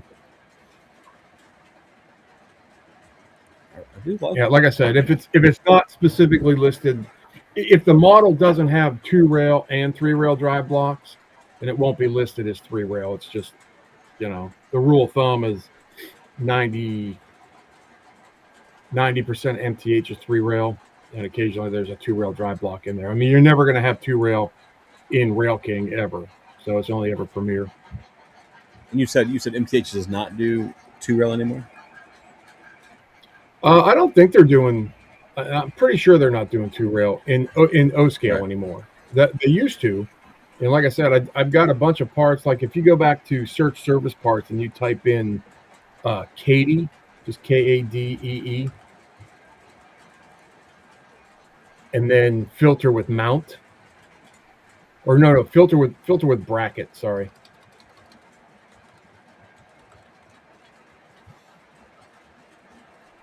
And that should be all the brackets for the Premier steam engines that allow you to just screw it to the tender frame and mount a Kadee coupler on it. So instead of having a 3D print or make a bunch of plastic shims and drill holes, a lot of those. I mean, basically the only difference between a 2-rail and a 3-rail model is the pickups and the wheels, right? The flanges are much smaller on 2-rail than they are on 3-rail, and you pick power up from one rail versus the other. Whereas 3-rail, outside rails are ground, and you got a center pickup roller. So the model itself is the same. Detail parts are the same. About the only thing that, there were a lot of, and I'm not sure if MTH did it on purpose or if it was a fluke. I don't really know the history. If most 3-rail models came with that Kadee coupler mounting adapter plate or not, or if that was just, part of the service parts that were left over for 2-rail models. I just don't know the answer to that. I would think if it was a 2-rail model, what would have been on there from the factory, and not a separate piece. It made more sense. Let's see what else you got there that's fun to play with. That's just, I guess, Rich. I don't know. I have to go back and look at the list, but I don't think that's right. I think it's just the 18s. I'll have to check again.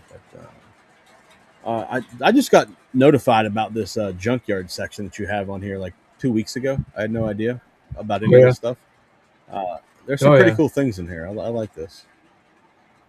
Yeah, again, it's the big stuff, right? I mean, it's the stuff that's just murder to put away. I mean, obviously those HO scale bodies that are there, they're not that big, but you know, I'm pretty sure I don't even have a triplex list yet. I have one, but it's just whatever parts were in the system. I haven't even tackled the HO triplex yet. And honestly, I just learned that MTH made a HO Challenger. I actually found an exploded view list and a bunch of old documentation I had from when I started this whole endeavor. I'm like, oh well, have to see if I can find those parts when I go up there.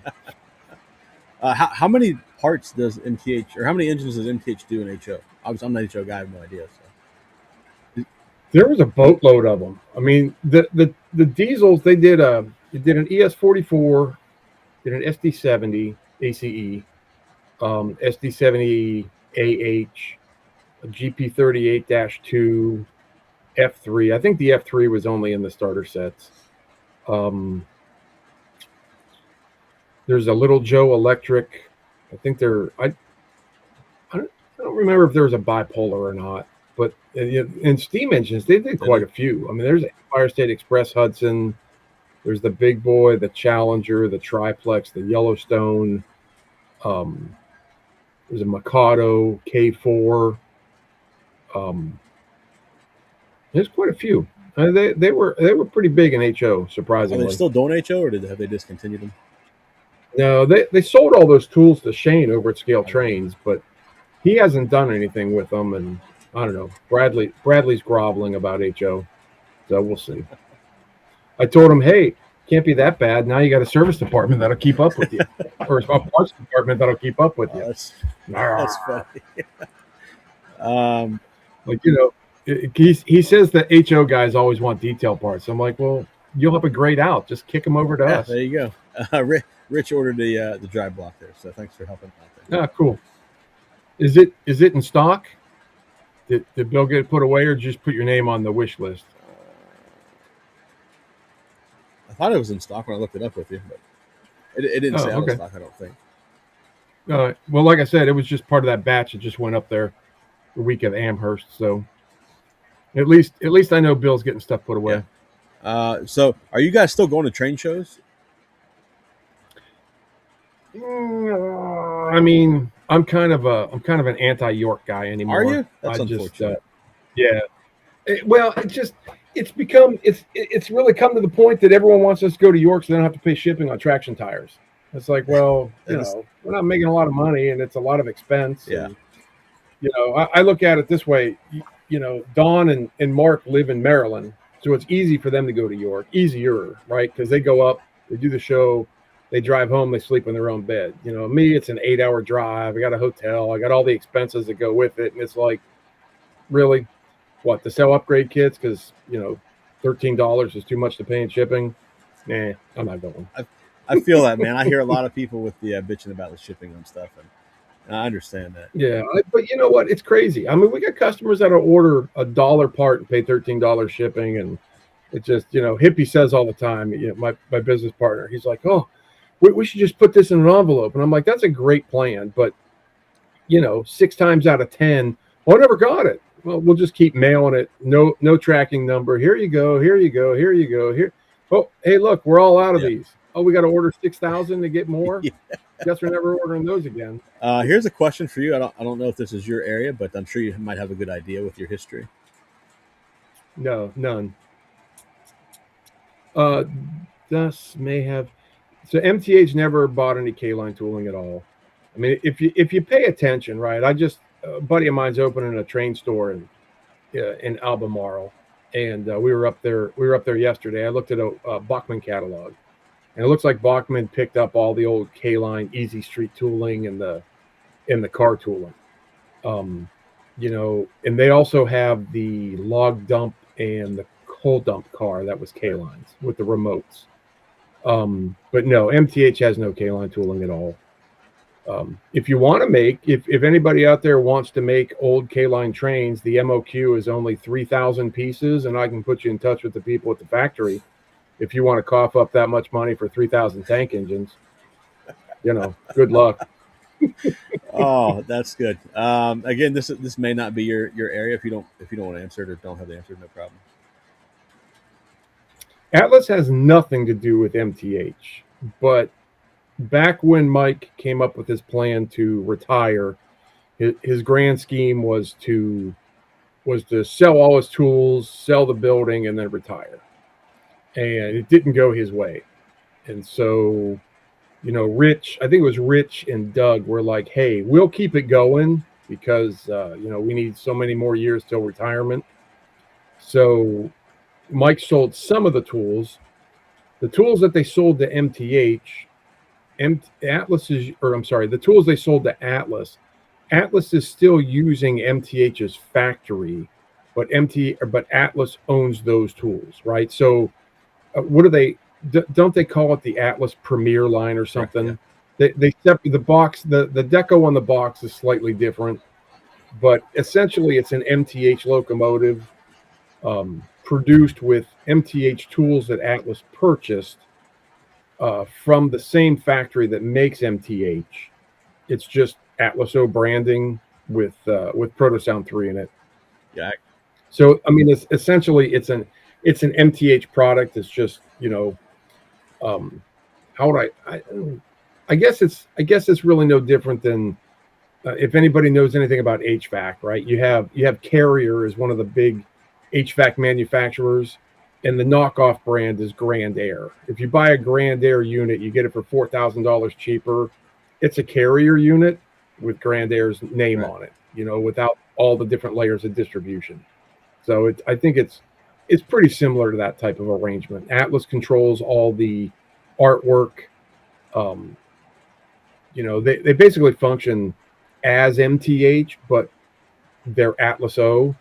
And like I said, they own those tools. So, and I guess there's a couple snafus in there where, they bought some tooling were in blocks, like the ES44 ACE, the SD70 ACE, and a couple other diesels. And then, there were truck blocks that really still went to tools that MTH still owns, but yet it's a tool that it's the truck that the tools Atlas bought needs. And so, there's a little bit of hand washing that goes on behind the scenes. And I mean, it's really nothing, but if you had to wrap the company up and sell it, it would there'd be a lot of gray areas in that paperwork.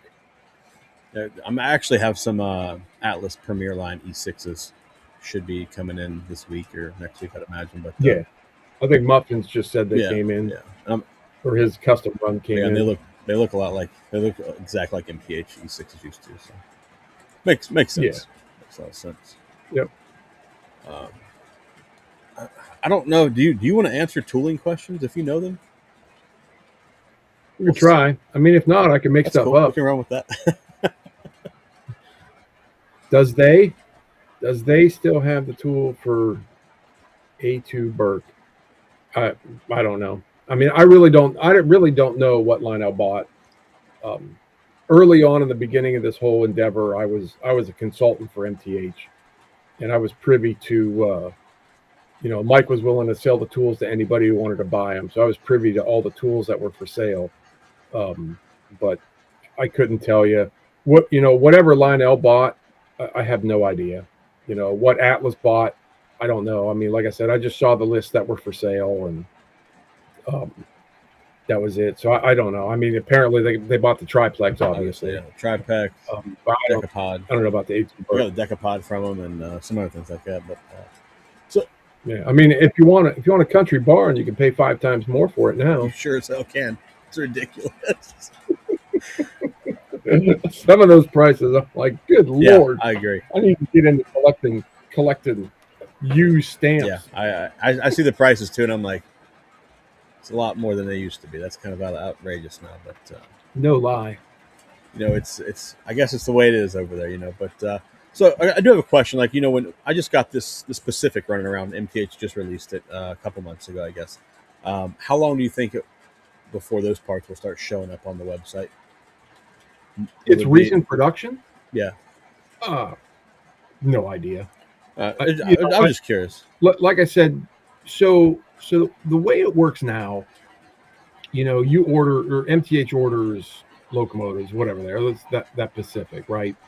The factory will send them some extra parts, which is essentially what I'm cataloging, is the some extra parts that have accumulated from Proto 1, PS2 5, PS2 3, and PS3, right? So when I'm going through the parts, especially if there's drive blocks or brake shoes with the parts, with the steam engines, I can tell right away that there were more than one production run of them, right? Because that's like big boys, for instance. If you go look at the exploded view list for the big boys, for Premier Big Boys, there's one list, and as you look at the parts that are on the list, they'll be listed as PS1, PS2, 3,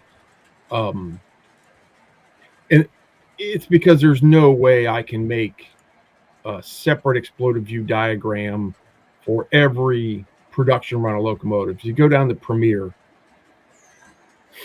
and it doesn't matter which one you click on as long as it's Premier, right? That exploded view that's actually a PS1 big boy exploded view. But if you scroll down and go to like trucks, even just I think right at the top of the list there'll be four-wheel trailing trucks. You'll see they're labeled out PS1, PS2, PS3, and it's really based on the level of detail, right? The PS1 versions have very limited, all cast in detail, and then the PS2, PS3 ones will have all the separately applied. There's a great example. That's got to be PS1 because it's a solid molded side frame. Whereas the next one there should be one in there labeled PS2 or PS3. Even if it's out of stock, see there's a good example, right? It's got the axle contacts that came out with PS2 or PS3 to help improve ground pickup. And then I don't know if you can tell in that photo or not, but like that brake cylinder is more than likely separately applied. Yeah.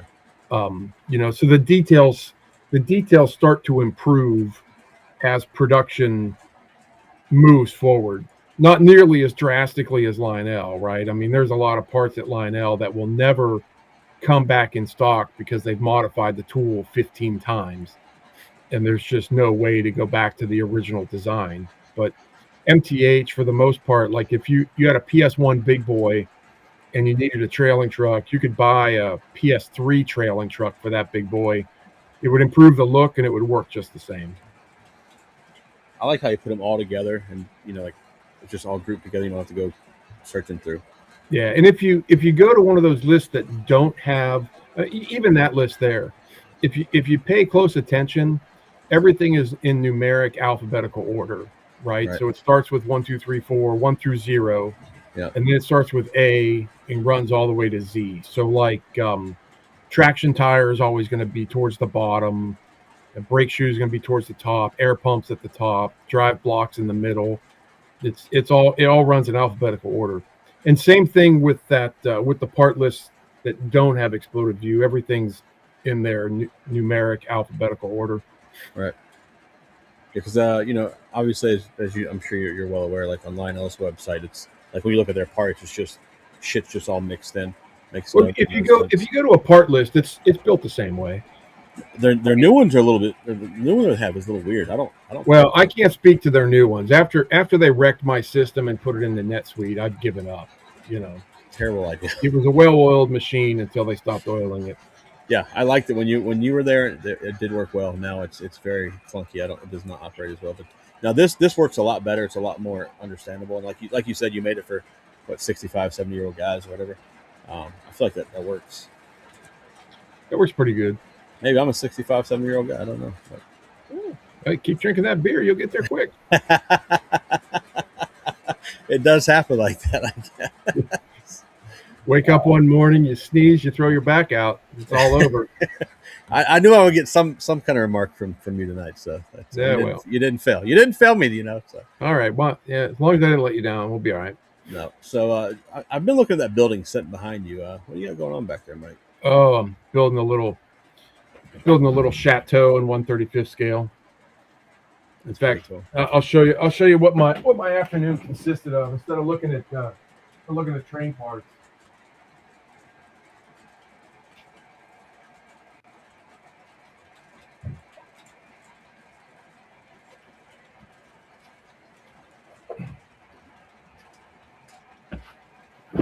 I cut these strips out on the laser. They're shingles, and then I get to apply them strip by strip on here. Oh wow!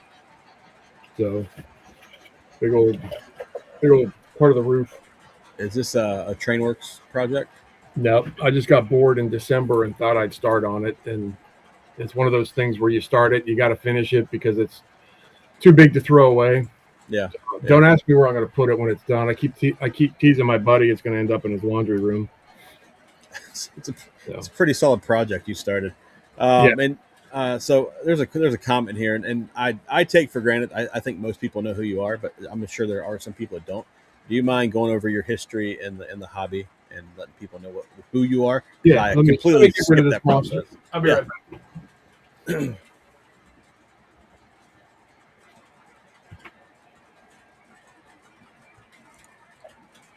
Wow, Newt. Wow. Dan's not switching to H up. No way.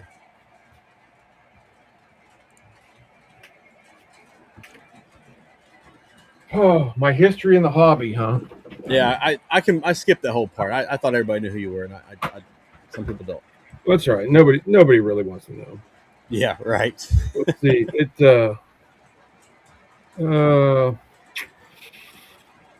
out of the Army, started building a train layout for a guy, and it was about 900 square feet in his basement. So I go over there every day and build that thing, big monstrous layout. And then he had the opportunity to buy some property, the most amount of undeveloped property in the county. And to buy it, he had to buy a train store. So he asked me if I wanted to, hey, you want to be in the train business? And I was like, sure. So that was 96.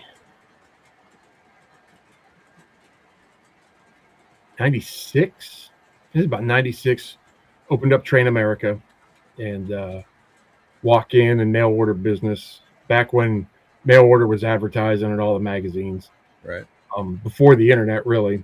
And then 98 signed a licensing agreement with Lionel for the Trainmaster command control stuff.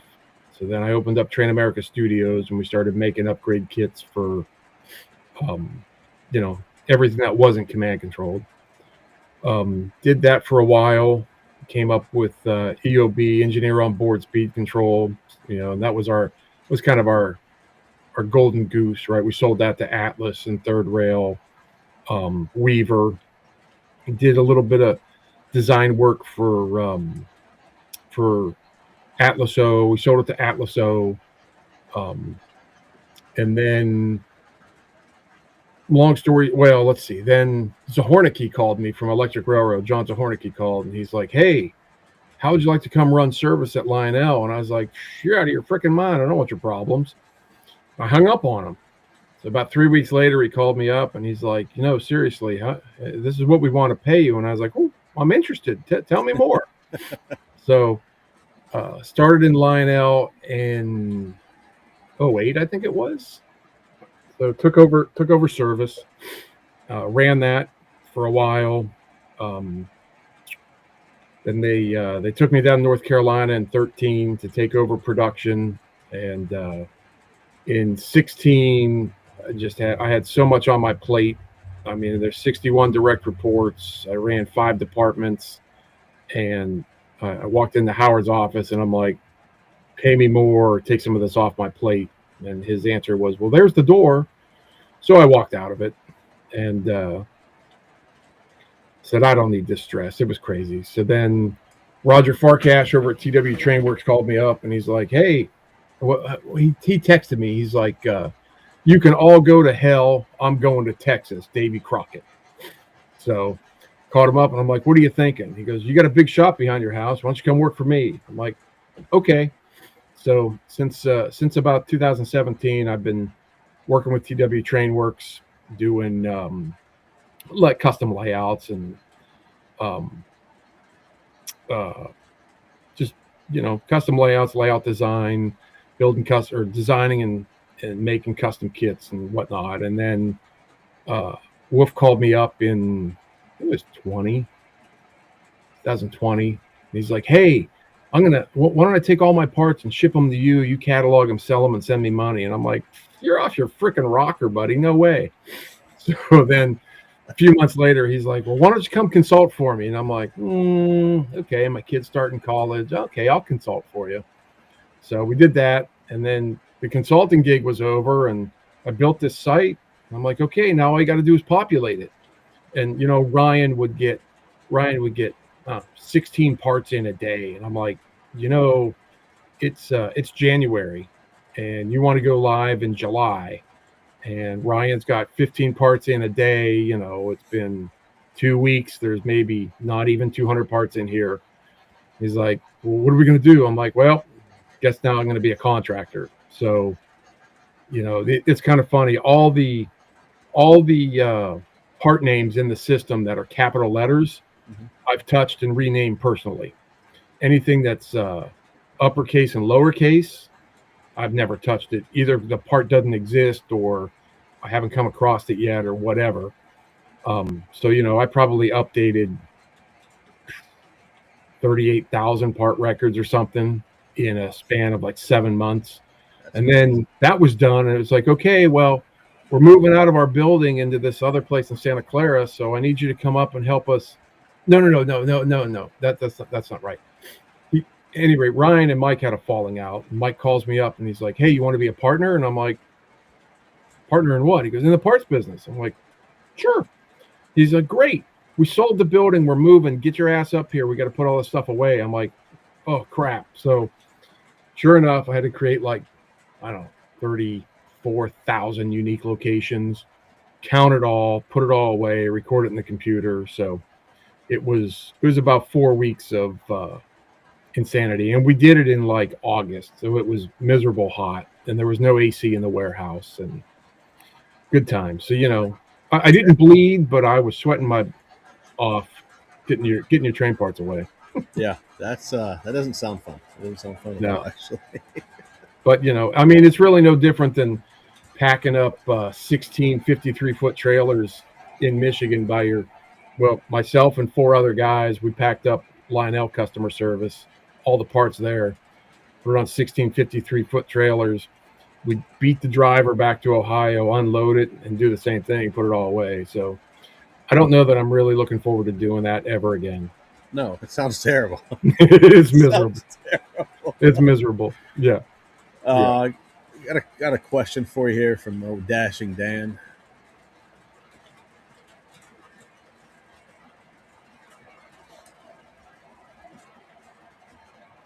So put your name on the wish list for the Mux boards because here's a little nugget. There's 16 of them that I came across when I did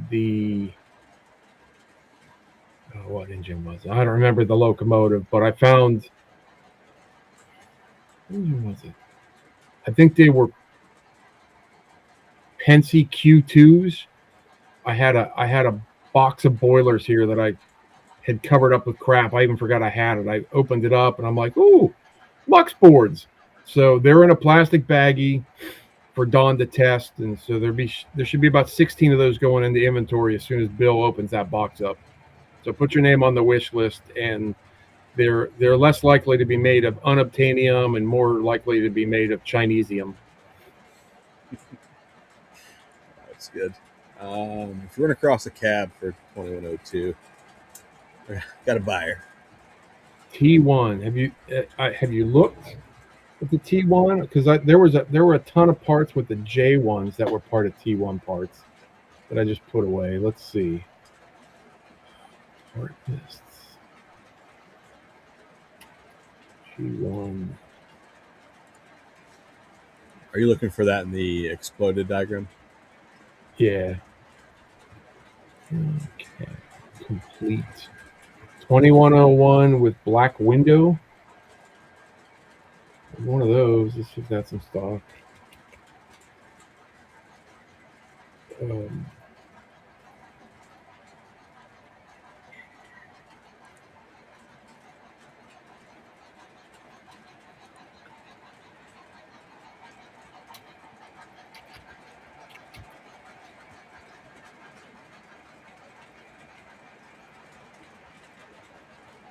Has it been cataloged?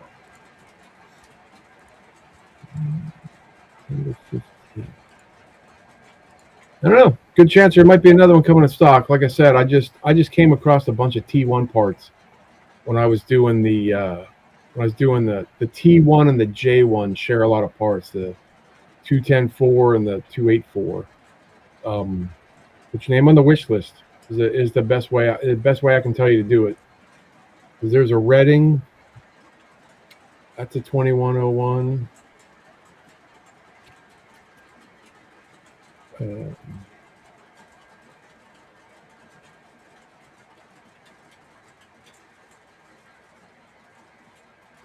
And what else is there? 2124.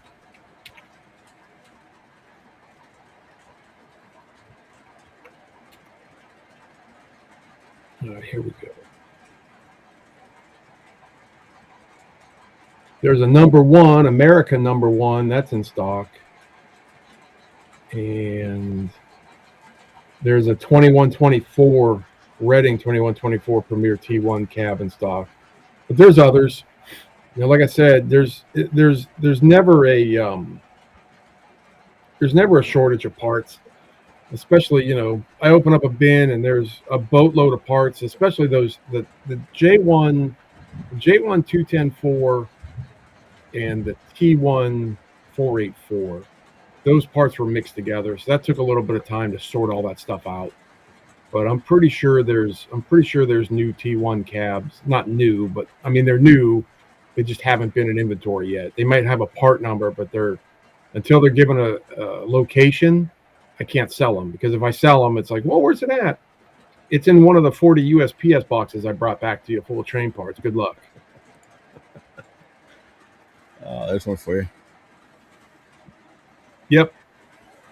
Oh, great story about slave board. So when I got to MTH as a consultant back in 2020, I was up there and they had this closet across from Deb's office that they kept under lock and key.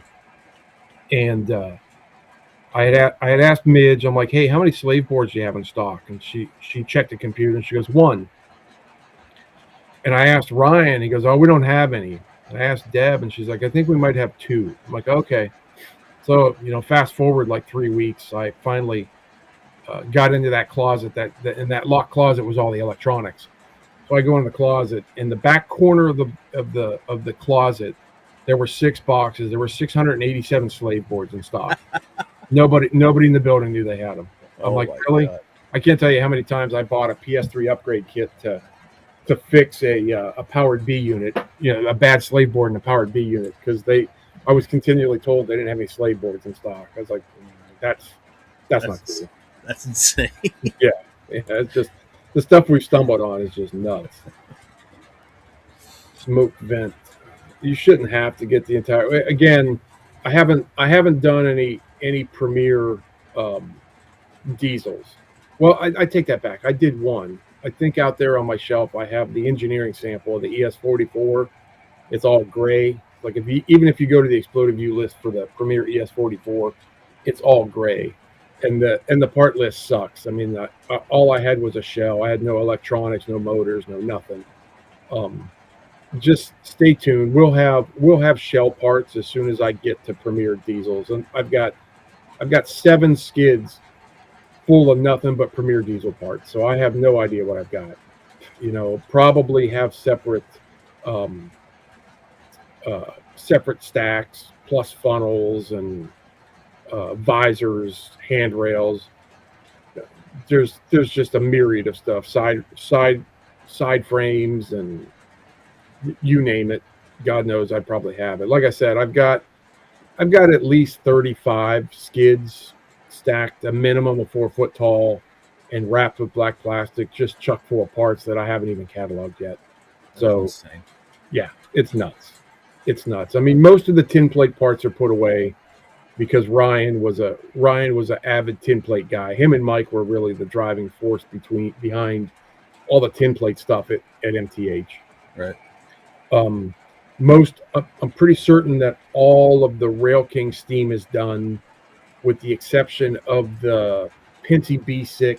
Pat was doing that. He said he's got like 5 million headlight housings and nothing else. So we really, there's probably Rail King B6 parts mixed into a Premier Diesel or a Rail King Diesel pallet somewhere. And even Rail King diesels. I know that MTH is still making Imperial ES44s. Only getting over $84. Well, thanks, appreciate it.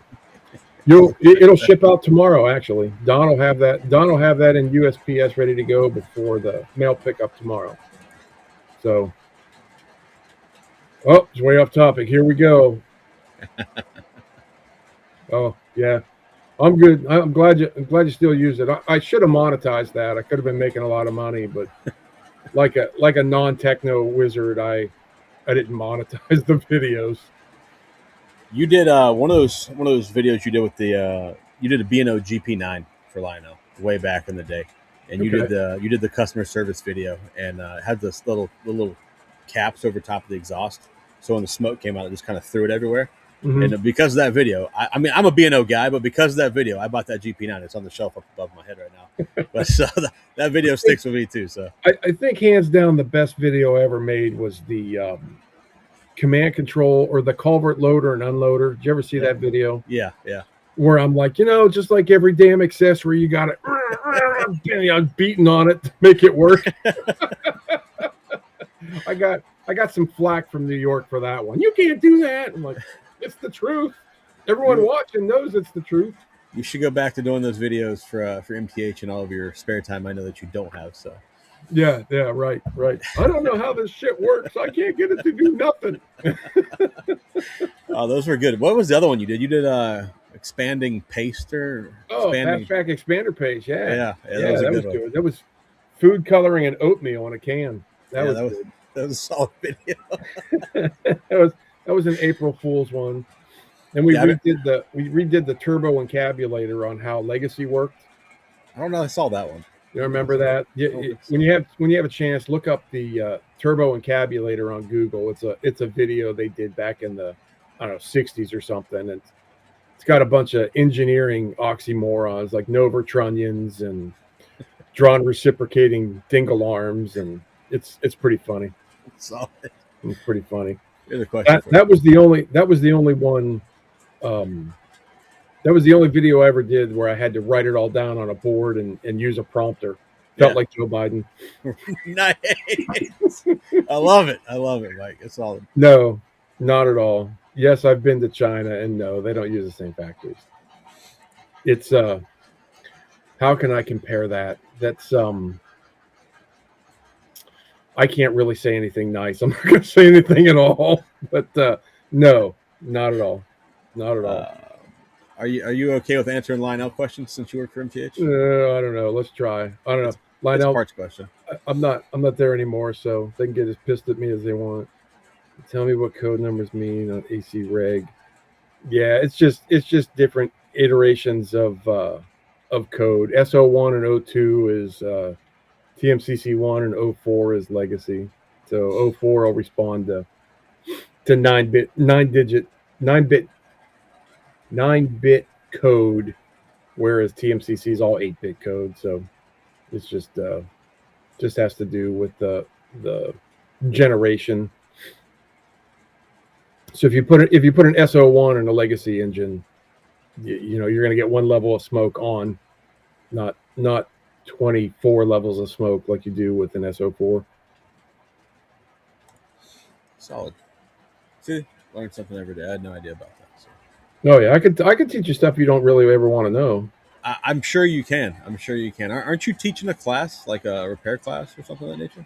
I did that with Griggs. Yeah, we filmed it. I went down and taught all his technicians the TMCC one and in the modular legacy class. They filmed it and turned it into a class in Trains Academy, and so they'll actually have a TMCC test fixture coming out here pretty soon. I helped them design that. They're manufacturing them in house. It's pretty cool. Are you still doing repair work on the side? I know you were for a while, a couple years back. Yeah, not really. I mean, honestly, I've gotten away from it. It's just the quality of the board, the quality of the electronics coming from Lionel. I'm tired. I'll order an RCMC, put it in, smoke output doesn't work. Email Kristen, get an RA, send it back. 3 weeks later, I get a board that's been tested, put it in, doesn't work, no smoke. Email Kristen. What used to take me 20 minutes to fix a train now takes me 5 months. Waiting on Lionel to send me a board that actually works. So Yeah, I'm just of the opinion that some other sucker out there can waste their time for $100 in labor. It's just not worth it. yeah, yeah.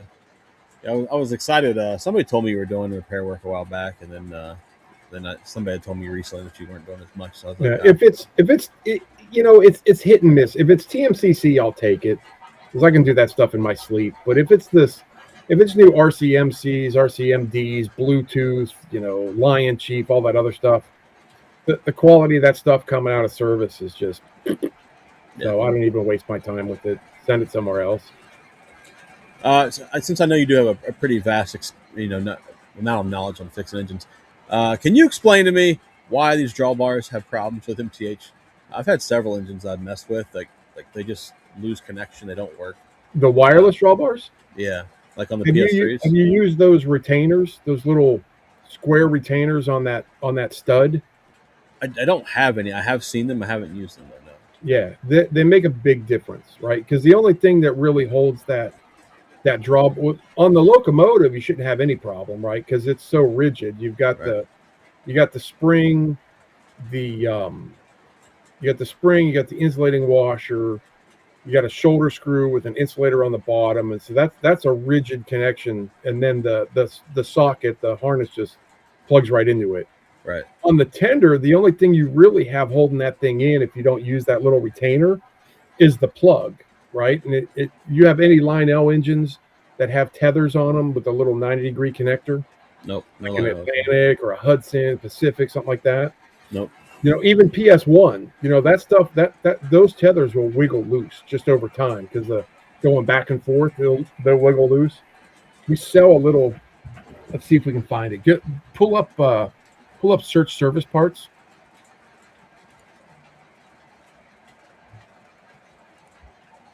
Type in wireless drawbar.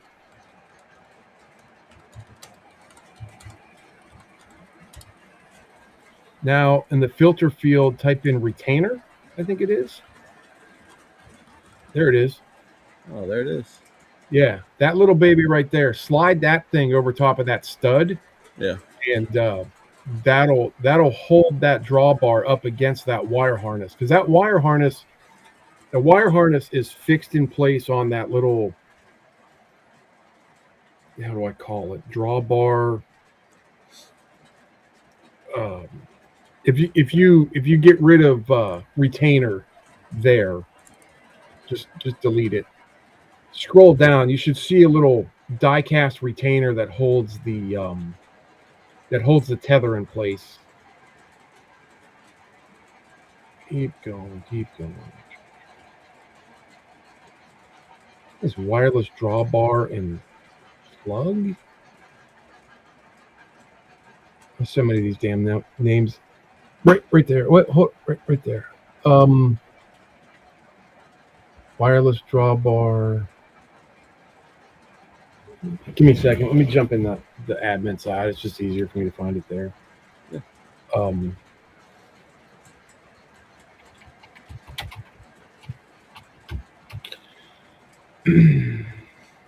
Call that wireless drawbar and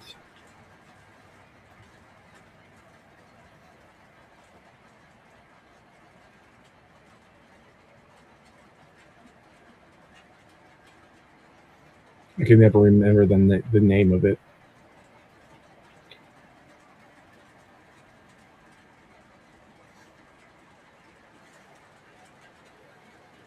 I've had some issues in the past with engines I've had, but like I just got this specific, and so far it's been fantastic. No issues whatsoever. But I think it's drawbar. Damn it! Oh, yeah, drawbar pin and housing is the name of it. It's drawbar, one word, space pin, the and symbol, and then the word housing. You pull that up, you'll see how the drawbar is. There we go. I didn't like something I typed in. You said drawbar. Drawbar. Pin. And then space, pin, and symbol, housing. There you go. Search that. Oh, there you go. So if you look at on the left, the next one down. This one here. Yeah, that one there. Just click on the photo, right? So that 6-pin tether is firmly fixed to that device, that drawbar pin, right? It's screwed down there so that no matter how hard you push on that connector, it'll never come out. I got you. So really, you just have a stud, right? You have a stud sticking down that goes through the hole in the drawbar, and then that little retainer, slide that up over top of there, and that should keep that from coming loose as the train's running around the track. Because you got to remember, when you put your load behind it, whatever it is, right? Say it's 32 bay hopper cars with, without loads. When you pull on that drawbar wants to, that just because of the weight, it wants to go down, right? Because it's pulling. So if it's got that retainer underneath it, it helps keep it plugged in. Yeah. Maybe I'll order a few of those because I do have some MTH steam engines on order besides this one I just got. So it'd be good to have a few of those. This one here has been good so far. So. And most of them should come with that in the box, right? It's probably in the baggie, or in a bag with the traction tires. I'll double check. I don't think I saw it, but I'll double check it. It's good to know, Mike. It is good to know when you come here and drop some knowledge. Good to know. Yeah, any other nuggets of wisdom I can drop on you? I'm sure you have plenty. I'm sure you have plenty nuggets of wisdom. No, I got some nuggets, all right. I don't know, it's wisdom. Oh man, that's good times. That is good times. So what else you got going on, Mike? Besides train works and MTH parts. Got a little layout in the shop right now. I got a cab over Jeep I'm restoring, a 1960 cab over, and I just kicked that thing over to Pat's house last week so I could make room in the shop for a layout extension I'm doing for a guy in Jersey. So I was pulling my hair out Friday, trying to solder wires to the track. I couldn't get the wires to stick for nothing. I called Mike Roeder over at Gargraves. I'm like, what the hell did you make this track out of? He's like, well, does it have a silver stripe under it? I'm like, yeah. He goes, oh, that's stainless. I'm like, great. Thanks for sending me stainless track, dude. So I had to order some special flux. It came today. Compliments of Jeff. Jeff Bezos, he's got everything. And he brings it to me, too. I don't even have to leave the house anymore. Yeah. It's quick, too, man. It's pretty quick. Oh, no lie. So distribution centers everywhere now. So right. It's great. The only thing he needs to do now is start selling trains, and none of us ever leave the house again. Well, if he had competitive prices, right? Yeah, that would be the hard part for him. Yeah, exactly. Like, oh, yeah, hey, Lionel suddenly affordable. Yeah. Go to Amazon. Oh man, Lionel would have a heart attack over that. But yeah. Do you have your own layout that you like your own? Layout Oh God, no. I mean, as you can see here, I've got a bunch of trains on the shelves. These are stuff I've acquired at Lionel over the years, and engineering samples. I'm a big Burlington Northern guy. I've got about 160 Burlington Northern cars and locomotives, and honestly, I'm about ready to just ship them all over to Scott Griggs, make space in the shop for my big 135th scale buildings. Right. It's just I've got too many hobbies is the problem, right? I've got guns, I got lots of ARs, I've got trains, I've got Jeeps. There's 9 Jeeps on the property. Wow. I've got soon as the FC's done, I got an M38A1 sitting out back that we got to tear into. Start doing that. It just, in fact, I just talked to Pat Saturday, and I'm like, hey, I've got this TJ here, and I bought that LS1 off you. He's got an 03 Escalade over there. I'm like, I don't want to do the work. I'm too busy doing other stuff. Why don't you give me a price for dropping that LS1 in the Jeep, and I'll just drive the Jeep over. So that's going to happen the end of the year. Nice. So it'll make driving it a lot easier if it's automatic versus shifting it with a fake foot.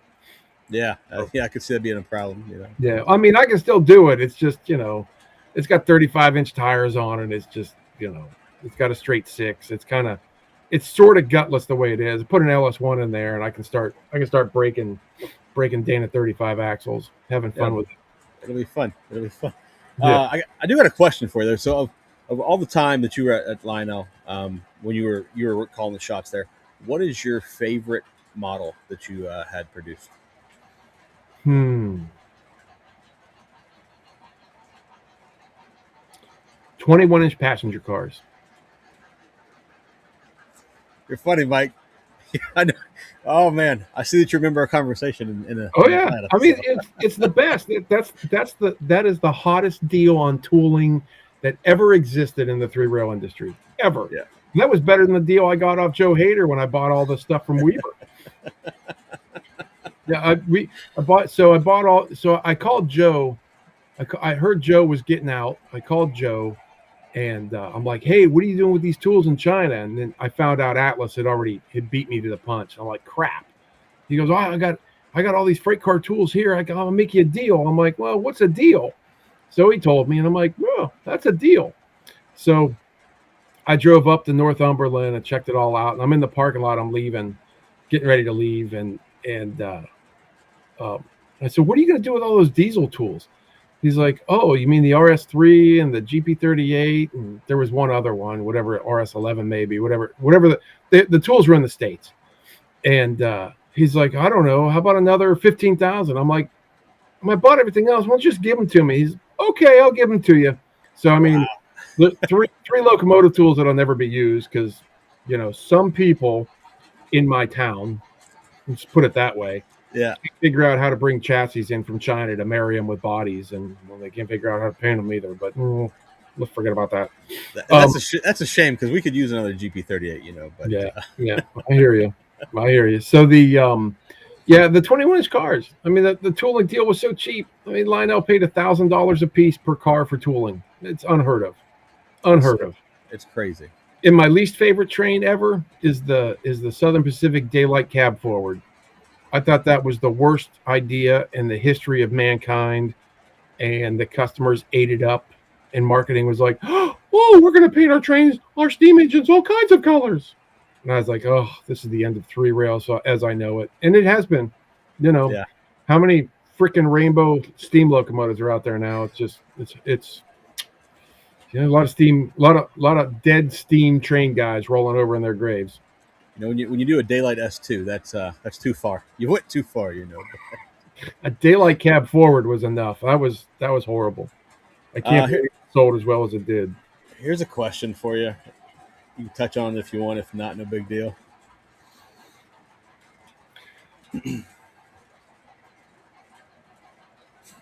Yeah, my drop ceiling looks pretty good. Oh, nothing wrong with that answer. Nothing wrong with that, Yeah, I can tell you the truth, but nobody over there at the Big L wants me to talk about it. Yeah, no worries at all. One of my favorite memories of you being at Lionel, you were at we talked about it in Atlanta, I think, but when you were at the Legacy meeting group, Legacy Users meeting group in York, I believe, one year, whatever it was. It was 14. You're the big boys came out, the Vision Big Boys, and you stood up there and you said, "We're going to deliver them all before Christmas." And I was like, there it is. Mike Reagan said they're coming before Christmas, man. The UPS driver showed up at my house Christmas Eve with my big boy. And I was like, I'll be damned. Son of a bitch didn't lie. But if I'm not mistaken, that whole shipment came in via Lufthansa or something. We flew those things in to make the deal. Yeah, I think I remember you saying it at some point throughout that year, like we'll put them on a plane if we have to.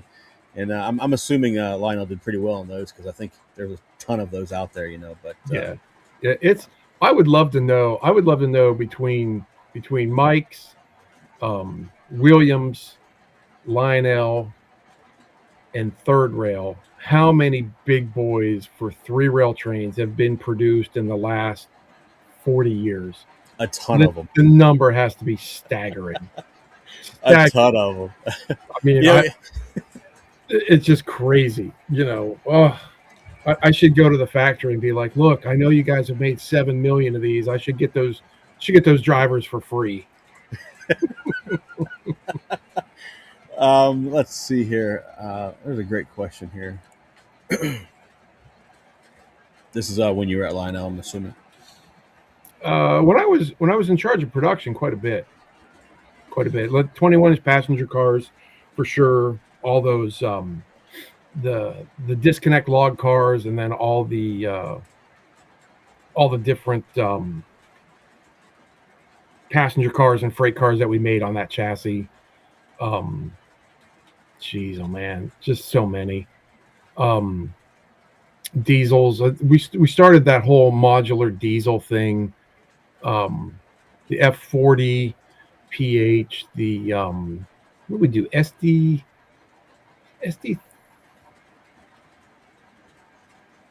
35. We started the modular diesel deal, doing making all the different detail parts separately. Where the body was modular, you could put different cabs and hoods on it, side frames, kinematic couplers. Yeah, so pretty at the time, pretty had a pretty blank canvas. Like we could do just about anything we wanted. That's cool. So providing we could get a decent price on the tooling, right? That was really the deal. We had some great ideas. I think we started that whole brass hybrid thing at the time. I'm like, why don't we roll these boilers and save ourselves $95,000 in die-cast tool costs. And then, we did it, and I was like, oh crap, if we don't insulate this boiler from this frame, we're just going to create a battery. These things are going to melt. This sucks. So that was a bit of a challenge, but we overcame it. The cool part, I will say, the cool part about Lionel is, when I was there, it was pretty much a blank canvas for innovation, right? What I liked about it is there's a blank canvas for innovation. What I didn't like about it was there's a blank canvas for innovation, right? Zahornicki had designed a EUN1 and an EUN2, which is a conventional reverse unit, and they frickin' things were bulletproof. You put them in starter side engines, the motors would burn out before the reverse units quit. And just as soon as we got those things off the production line and started putting them in models, Lion Chief came out of nowhere, and they were just put in a corner and never used again. And Lion Chief took over everything. And then, Lion Chief suddenly became DC, and, again, blank canvas. Oh, well, let's just change the 113-year history of using AC power for 3-rail trains, and let's make it DC. We'll call it plug and play. I'm like, you could call it, sleeping with your grandma. It still sucks, and then it was, oh, well, we need to make all our accessories cheaper, and they got to work with DC. Well, guess what? Rotating beacons don't like DC, right? They're an AC accessory. So, you got to make it cheaper. Like, oh my God, let's put some more dumb marketing people in charge of the company. This is perfect. So, or shiny ES44 or with SD70 ACEs in gloss. Brilliant. Let's make them glossy. Yeah. So, there was a lot of things I didn't have control over that were frustrating, but when I got to service, I was nothing but a firefighter. I was just stomping on fires everywhere. And then we finally got it to a point where I was a fire marshal. And then those videos came out because we were bored. I'm like, well, this sucks. Everything works. What are we going to do now? Let's go make some videos and goof off. Yeah. And that worked out really well. And, people in New York, they were pissed about it because it was that whole, I think our total budget for making videos was like $87. I bought a camera at Best Buy that had a screen that would flip around so I could see myself talking, and we bought some $40 lights off of eBay or something, and that was it. We made all those videos. I'm pretty sure the editing software was free. Something like bfunky.com or something. Yeah, right. we made all those videos, and I'll never forget they made that Vision Line video. They flew John and I into New York, and they whisked us in the back room. And that's the first time in my life I ever had anyone try and put makeup on me. And I'm like, what the hell is going on? We were sitting in those directors' chairs and telling lies like, oh yeah, if you buy Vision, you got a 2-year warranty and you'll get priority. And I'm thinking to myself, everybody gets priority, right? You send a repair to Lionel when I was there, and you'd have your repair back, and we'd have it for 3 days. Yeah. Warranty, non-warranty, didn't matter. Oh, we'll get it right back to you, blah, blah. They paid $26,000 to have that video made, and I'm like, and I'm over here in service doing this thing for $85. Right. Okay. Oh, that's good. That's good. Crazy. Here's a solid question for you. No, I don't know. Just, unfortunately, it turned out to be like 7 pounds in a 5-pound bag. So, if I had to do it all over again, it would probably look a lot different inside. And when I was there, so just before I got to production, they started doing double smoke units in the trains, a smoking whistle and stack smoke. Right. And every time they did it, they'd spend about $130,000 in tooling, modifying the boiler tool, and then making that little lid that comes off. Like the sand dome would come off with the magnets, and right. the stamping tools are cheap, but anytime you modify die cast tools, it gets really expensive. And when I got there, I was like, hey, we got these DSMKs, these dual smoke units. Just give me a little elbow and a hose, and we'll do it that way. And they're like, well, we can't do that. We can't do that. I'm like, oh, why can't we do that? We've never done that before. Open up a big boy. Look, it's got blowdown with rubber tubes. Oh, I guess we did. Yeah. So, instead of paying $130,000 in tooling changes, we'd pay like $2,800 in stamping tools to make different brackets and tubes to go places. Yeah. So, I guess the Vision Big Boy was a gateway to, again, that blank canvas, just changing the way you do things to do it more cost effectively. But there's always just been this, I don't even know what you call it. I wouldn't call it pride. There's just been this mentality of, well, we're Lionel, we have to do it better. Okay, well, better's nice, but better doesn't mean you got service parts for the life of the product, right? Better means that it was good for that year, and in 4 years you're out of parts and you can't get any more. So it's like, oh, those are expensive paperweights. Whose idea was the depleting colon? Was that you or one of your guys? No, I think that was a Hornick. He came up with that. It's a cool feature that I've used like once, or if somebody. Honestly, that could have even been Neil, right? Because John and Neil Young and John Hornick, they live really close to each other. In Redwood City versus Santa Clara, that they came up with it. Neil's a great visionary for ideas. Even that force coupler that they have now, that was Neil. That was Neil back in 2009. Oh, no shit. He wanted to do that. So it just took a long time to develop it. And honestly, I don't even know how it works. I think there's like a resistor in there or something that kind of like a thermistor. It changes based on the load. And then I turn it off because I'm afraid the damn thing's going to break. I just turn the damn thing off. I have 3 of them. I have 3 really? Big boys, and they're all. I've never studied it. I have no idea how it works. I was gone before they implemented that stuff. You ever miss Train America? It's funny you say that. So my buddy Dean Brosser is opening a train store in Albemarle. We went over there yesterday for his soft launch and friends and family day. And he's got a great space. The place is huge, and he's got a lot of inventory to buy to fill it up. And my wife looked at me and she goes, "So do you miss it?" And my answer was, "Hell no." Hell no. I don't miss this. When I had that train store, I remember I'd be there. I'd get there at 7:30 in the morning, and I'd be there till 9 o'clock at night, 7 days a week. Just on the phone constantly, just crazy. Yeah. In fact, here, and answering the phone nonstop. I'll never forget. I was there one day, and I get this phone call, and I answer it. And I'm like, "Hey, this is Mike. How can I help you?" And Mike, it's Neil Young. And I'm like, "Yeah, right. And I'm Ronald Reagan." I hung up on him. A few minutes later, phone rings again. No, don't hang up. This is Neil Young. And I'm like, "Oh, sorry, buddy." I said, "I thought you were pulling a prank." He goes, "No, I just wanted to tell you you're doing a great job advertising Lionel, blah, blah, blah, blah, blah." And I'm like, "Oh, thanks. That's cool."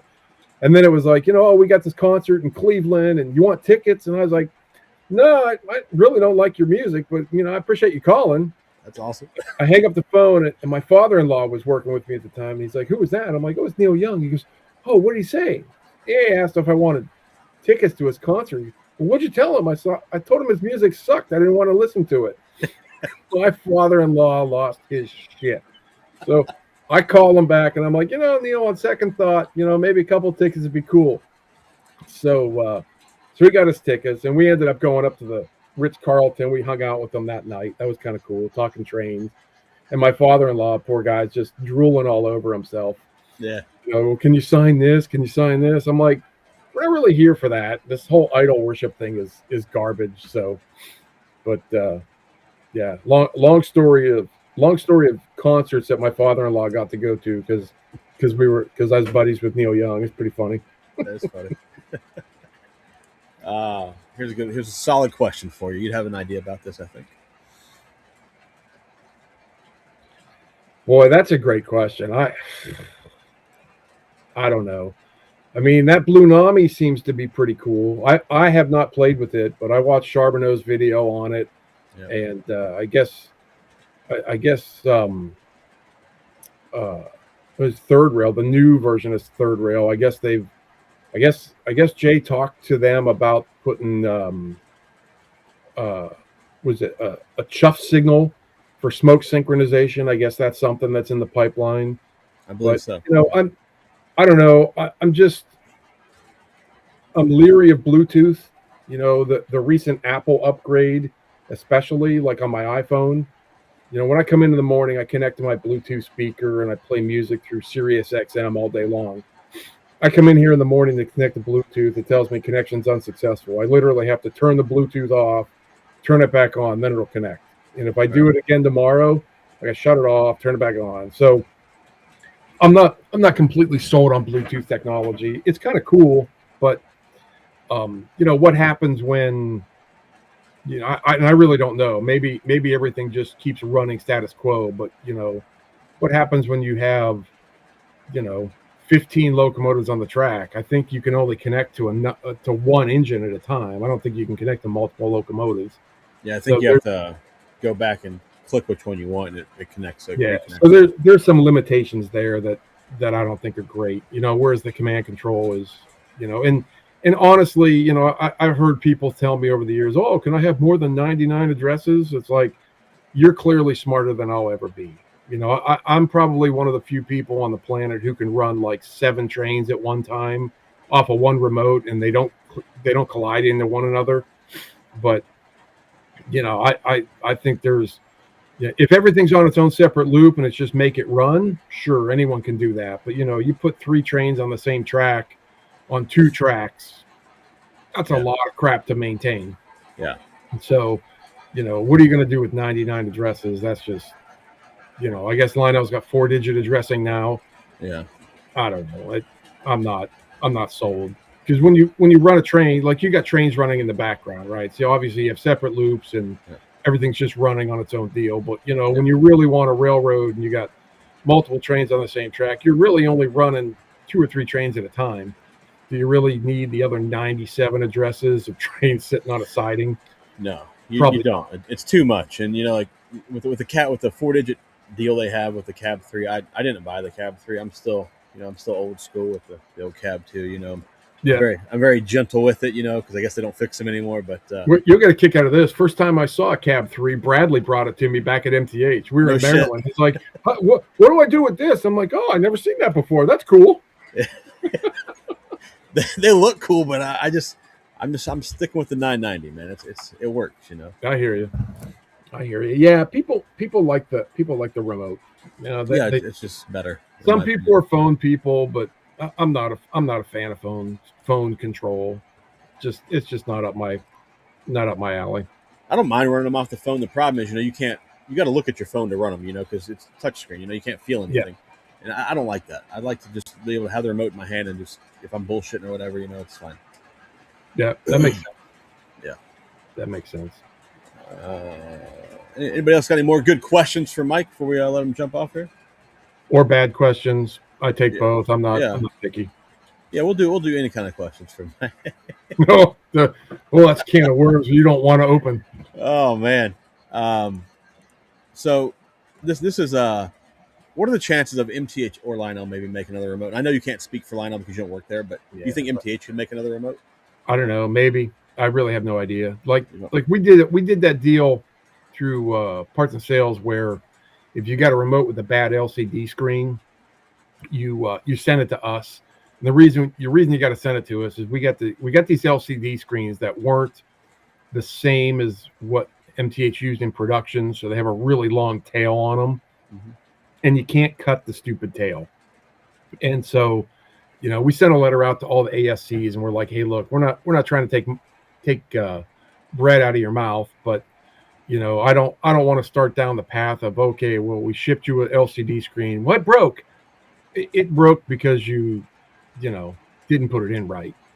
Don's about the only guy on the planet who can put them in right. So I think it's like $85 or something. Covers the shipping and the labor and the part. So if you got an LCD screen that's dead, you got a remote you want to bring back to life, send it in. We'll replace the screen. We'll upgrade it to what is it 6.0, 6.1, whatever's out there now.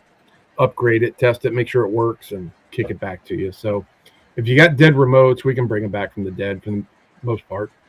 Oh shit, that's good to know. Yeah, That's good there's all to kinds know. of nuggets of knowledge here. Yeah, absolutely, man. Absolutely. Well, uh, oh, here you go. That's a pretty good question. I like that one.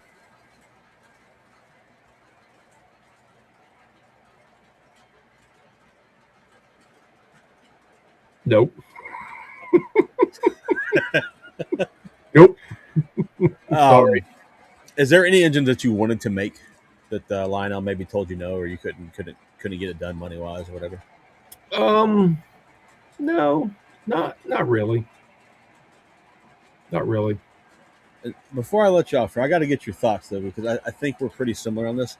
Um, like Vision Line used to be awesome, right? With the CC2, the Gevo, the Big Boy, the Challenger, all the early Vision stuff, the 210 all the early Vision was phenomenal, had great features. But now it's like it's on a rinse and repeat and put a cool steam engine in a black box because we're out of cool shit to do. Yeah. Do you think the Vision Line name is dead? Like it should be dead because like we can't do anything else that's visionary. Yeah. So the whole concept of vision from the get go was let's do stuff. Let's do cool stuff that we can't do in regular production, right? For a price point. So we'll put it in this black box. We'll make it more expensive because we're going to do all this extra shit. We're going to make a smoking whistle. We're going to do blow down and all those features that are pretty standard in regular production stuff now exist because of vision. Right. But like the GP40, I mean, the walkway lights really justify that price increase. Like, you know, maybe if you run your trains in the complete dark and you don't want your plastic engineer figure to fall off the train when he walks back to check the coupler to make sure that it's not drooping. I don't know. But Right. you know what? It's like some of it's what more can you do, right? You're going to have the engineer pull on his Johnson bar, what? Only if he has a tender behind. Yeah. Um, it's like who cares? Yeah. Yeah. I'll never forget. I told Jim Weaver that one time. Jim was the project manager over at Atlas O, and I had TAS, so I worked pretty. I got to know Jim pretty well, and we were selling them EOB, and they were doing that steam engine. Was it a 260? I think they did. We had to Yeah. actually physically redesign the EOB board to fit in the tender, and I said, Jim, it'd be cool if you put a little piece of nichrome wire in there that would get hot when you went into reverse, and the engineer would pull on the Johnson bar.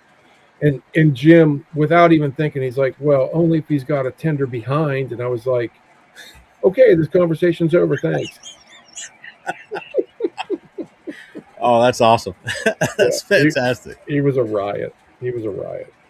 I will say about the GP40s, I got 3 of them on order. I ordered the gold chassis, a regular chassis, and then the B&O custom that And they're all Vision? Yeah, they're all Vision. Then Okay. and yeah, they are that. I wasn't exactly thrilled about the price increase, but even their ES44s are very expensive now. So I was like, it is what it is, and Yeah. I just kind of like them, and if they're not Vision, they're not Vision. But Yeah. I Well, the nice thing is the Fed's printing more money every day, so that's right. just That's give right. them a call, tell them he needs more. Yeah, I need some more stuff out of these more of these damn trains out here. But That's right.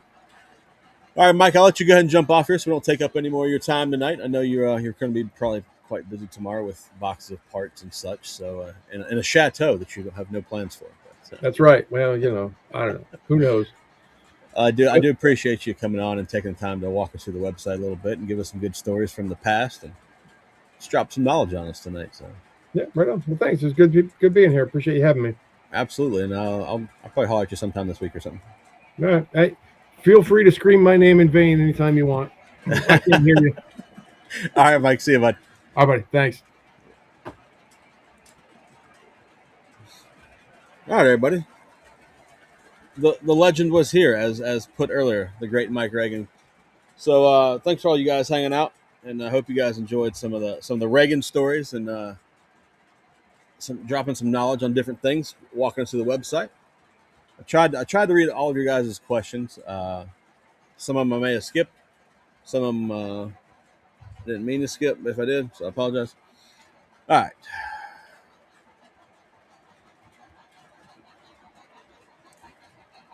What time we got? How many likes we got, boys? How many likes we got?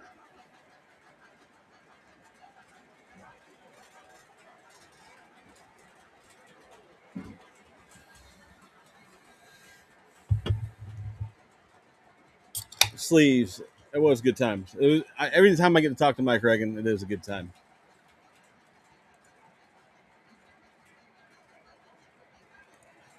Thanks, James. Thanks. Appreciate you. Oh, man.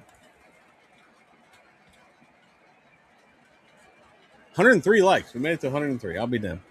That's good. Anytime we get over 100, it's good. We're about way late, though. Got new people joining the Discord. I don't know how to say that name. It's always so weird when I get off having a guest on and nobody talking to me. It's like real quiet to me. Anyways, so we got a pretty solid guest lined up for next week as well. We'll go ahead and change the caption.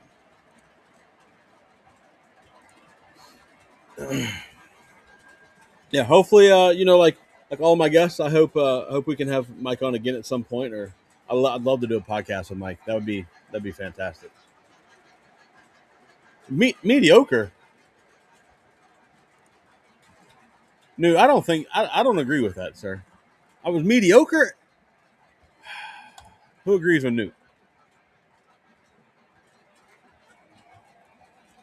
I'll do better next time, Newt. I'll do better. We got 90 people in there. We're gonna hang out for a little bit longer. We'll jump off here about 10.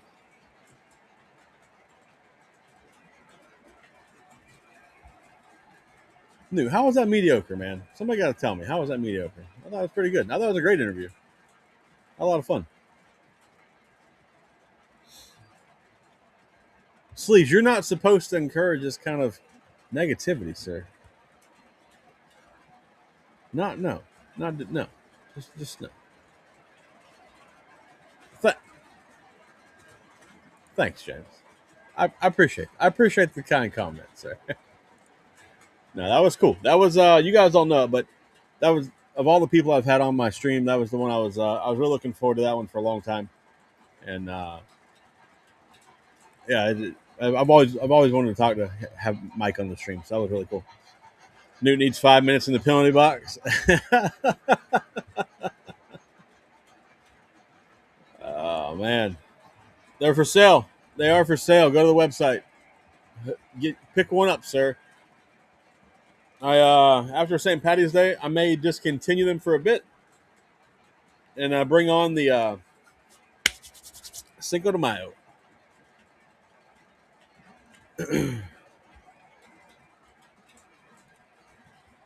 Well, don't worry, Newt. It will be posted. The whole stream will be posted tomorrow. I will also break that out. I got to go back and break out a few interviews and post them that I've had guests on, as their own video.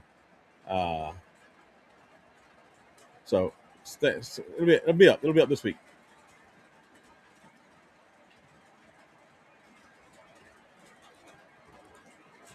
I should send Mike the Northumberland shirt.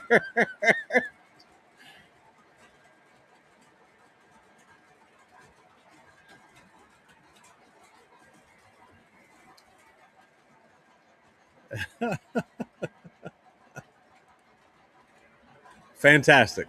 That's awesome. Welcome back, Wild Mary. Welcome back.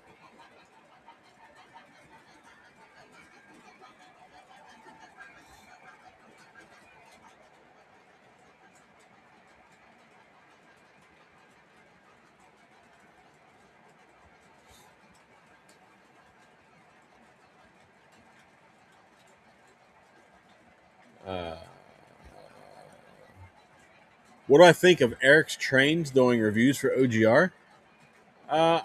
Hasn't he done? He's done reviews for OGR in the past, right? Or was that Classic Toy Trains? Are you talking about?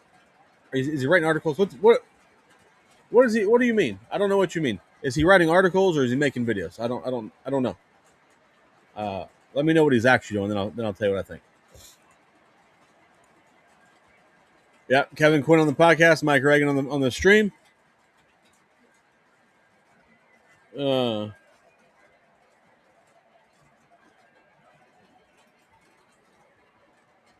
yeah, it was solid. It was solid.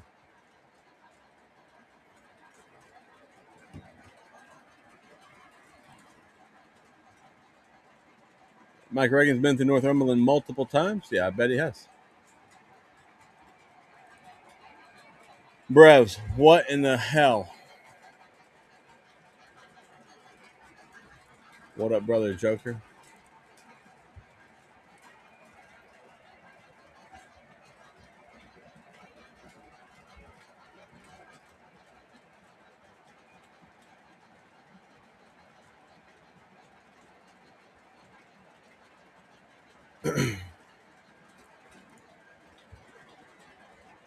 That was very earthy. Absolutely, very earthy interview.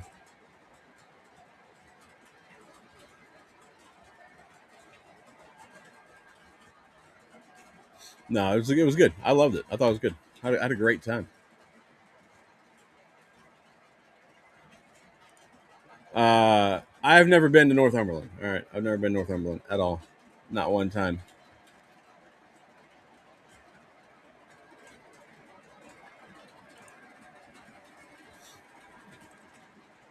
Mike spread the knowledge of the retainer.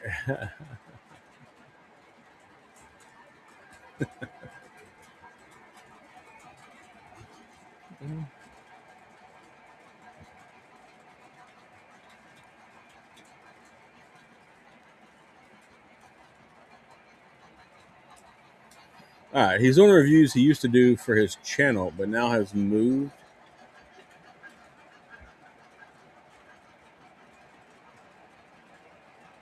I didn't know that. I did not know he was doing that.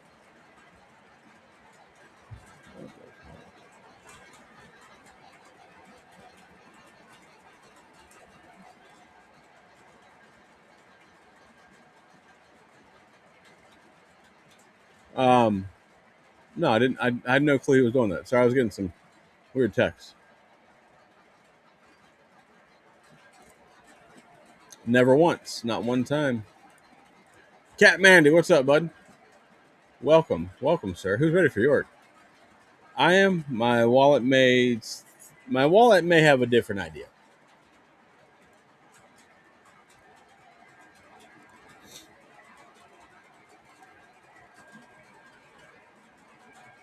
Solid, nice.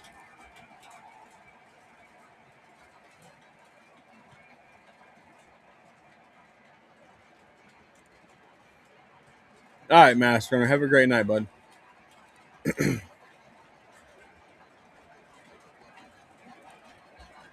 Absolutely. I hope to get Mike back on, and as well as a podcast. I really want to do a podcast. So we'll see if he'll do a podcast with me.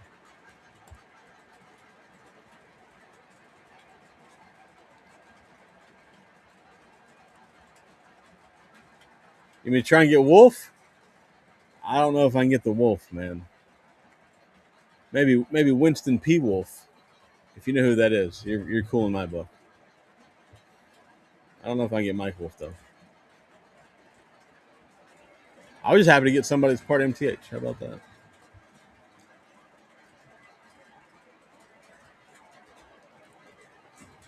Brev said I did run some MTH tonight. And honestly, kind of impressed with DCS. It's not bad, and like I know I've heard you, all you guys have heard me say something bad about MTH in the past. Um, it's not that I don't mind their system. I just have had bad experience with PS3 Steam. The DCS system has never bothered me except for when you can't find your engine, right? When it says not on track or whatever, right? But the DCS itself never bothered me. And this new Pacific has really impressed me. Uh,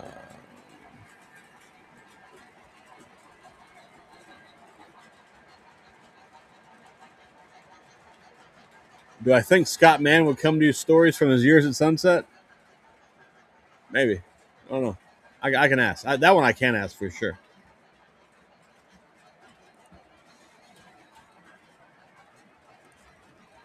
I maybe he is. I'm not sure. I didn't know that he was, and I've talked to him recently, but we didn't talk about anything like that, so I'm not real sure.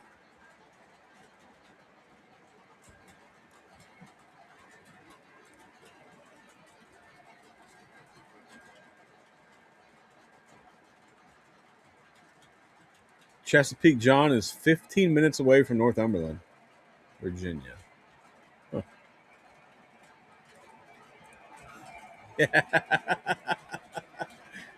Oh, never know. You never know who's going to get the band hammer from the OGR.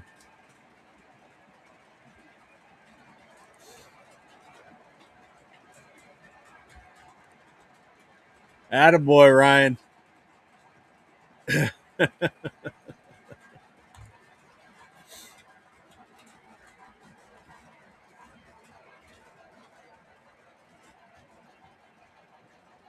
What, are y'all talking about slip and slide? Jake, slow it down, man. We are near the end of the stream, sir. You were talking like we were in the 7 o'clock hour.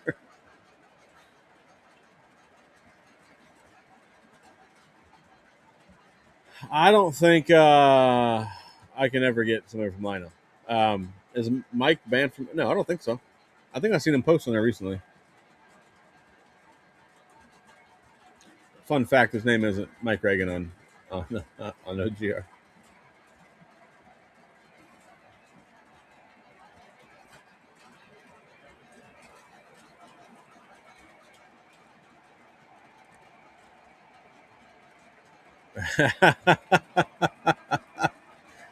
Oh, Alex, I like your style, sir. I like your style. Mine didn't make it. My tax return didn't make it to York, but it disappeared already. It may have new engines to run next week, and I'm not real sure at this point. We'll see.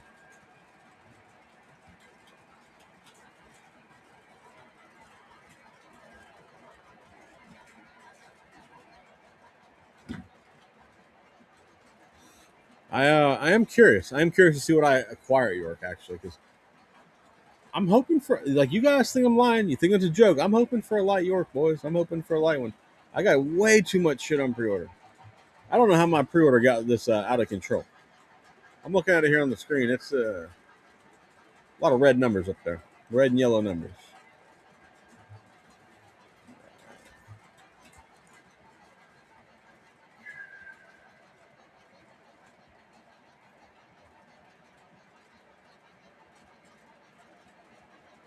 What the fuck? Looking for challengers the MTH Muffin has. Looks good. I've have I ever ran an MTH Challenger? I don't think so.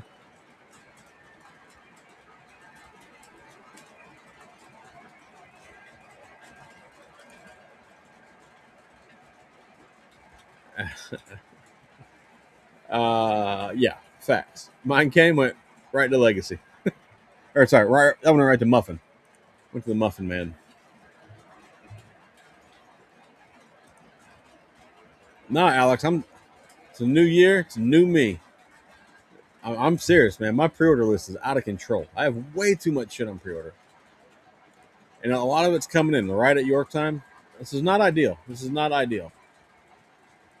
Wow. Not now. There's two of you.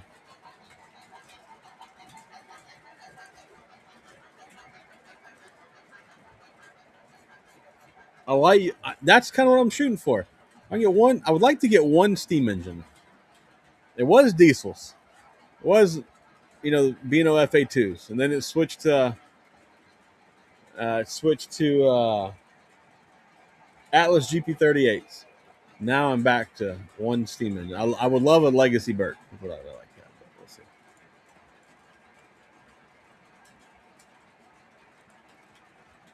I'm not even talking to the Evil Dwarf and Mike. We're not. No, I'm not even fooling with them. I'm gonna block Mike's number. Can't even call me with no bullshit this year. Oh man, I appreciate all you guys that joined the Discord tonight. That's really cool. I'm looking for Amtrak. No, that will definitely keep me from spending money every time. Every time.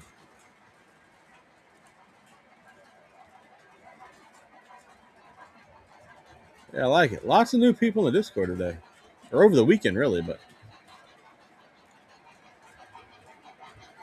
I did see an engine that I saw an engine I think I would like to buy. It's the NASA. Is it the Genset? NASA Genset.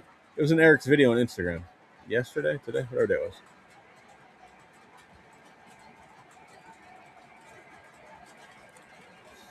No, I wouldn't buy trees. I wouldn't buy trees at York. At York, I buy engines and cars, man. Like the rest of the stuff, you can get it. You don't get like great deals, right? But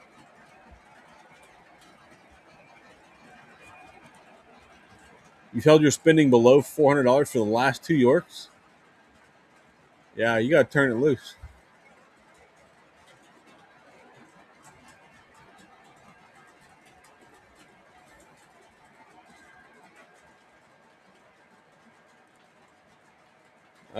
Well, when you have to sell the big block, we're never selling the big block. Uh-oh. The big block ain't going nowhere.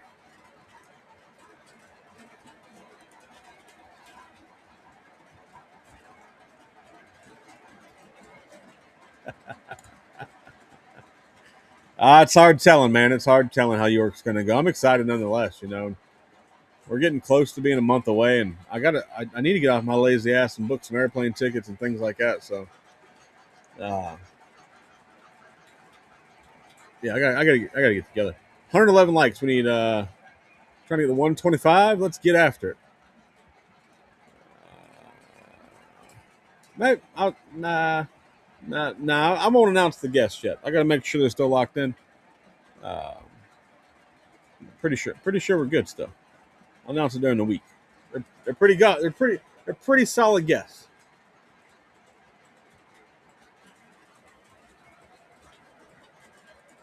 Yeah, man. That's what I'm looking forward to. Just hanging out at York, man. That's a good time.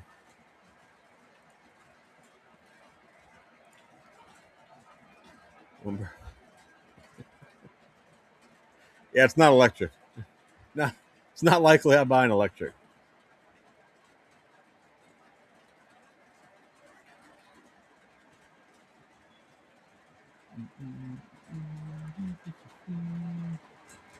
You got your tickets bought, but still need a hotel and potentially a rental car.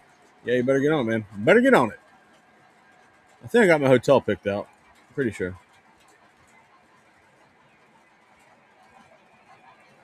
7-stall Millhouse, uh, Mills River Studio Roundhouse. Nice, good for you, Andy.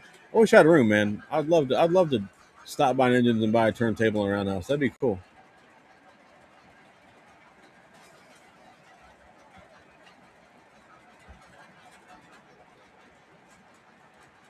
No, you don't know my style, do you? I'll get a rental car. I don't. I hate relying on people to take me places. I don't like that. I like to be reliant on myself. Nothing against nobody. I just like to. If I want to go, I want to drive. You know what I mean? I've had several people offer me. It's nothing against them, but I like to be in control of what I do.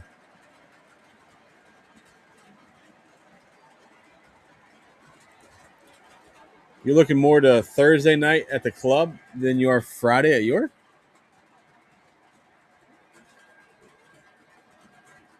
What? Hmm. That, why is that, Dathan? Why is that, sir? If I find some reefers, my girlfriend said the same thing. Darren, my girlfriend said the same thing about I'm gonna get some reefers at York. I don't know. We'll see. If I can find this one sitting in front of me, shouldn't even show Massimo. I should just kept it and bought another one.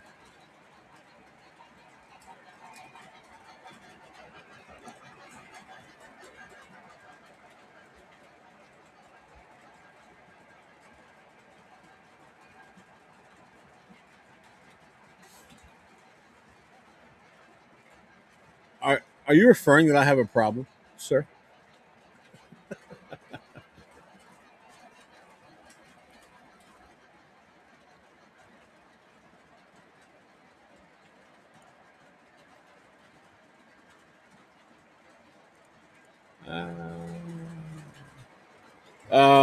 Am I going to the Beano Museum on Wednesday?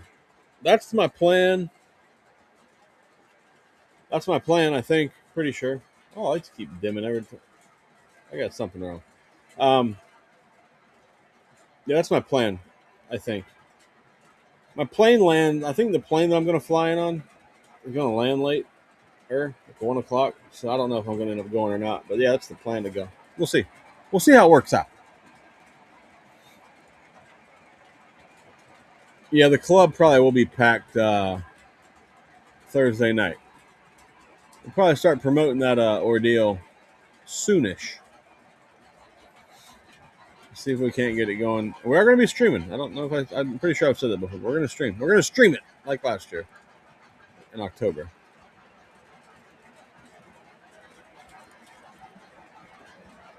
Uh, you call me brother one more time. You aren't introducing shit. Or that brother nonsense. Uh, Sam, this would be a great time. You could use time out right now if you want. Just hanging out with everyone, not needing to necessarily buy anything. Yeah, that is the fun part. That is the fun part. Reminder: no alcohol at the club. They're trying to work on some deal for the bar down the road or something, but no alcohol at the club. So I'll be hanging out drinking water, which it's not terrible, right? Everybody use a little hydration in their life.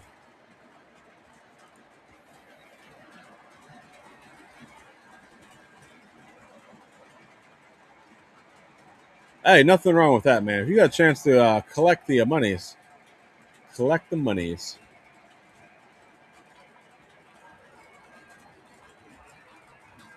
Yeah,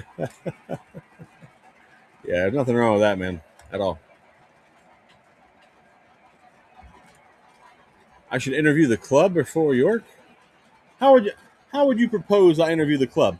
Like a group setting where it's just a shit show of people talking, or are you suggesting to interview like everybody one on one? Explain or expand on your ideas, sir. Curious. You absolutely heard me and Kevin Quinn talking shit about the Phillies. Oh man, that was great. That was a great interview. Or I thought it was more of it was a talk, but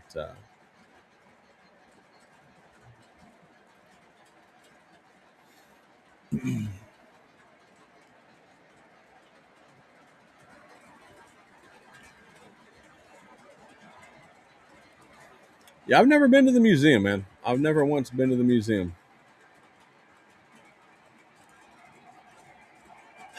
I could, I guess I could, but who would you suggest I put in this panel of people?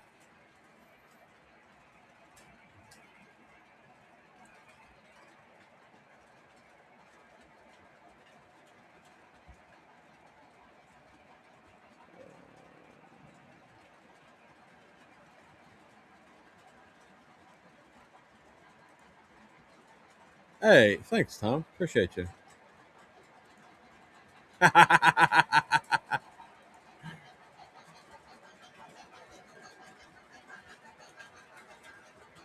I thought it was fun, Newt. I had a great time with that. that whole talk with Kevin was fun, man. It was just a fun, nice conversation. I enjoyed it.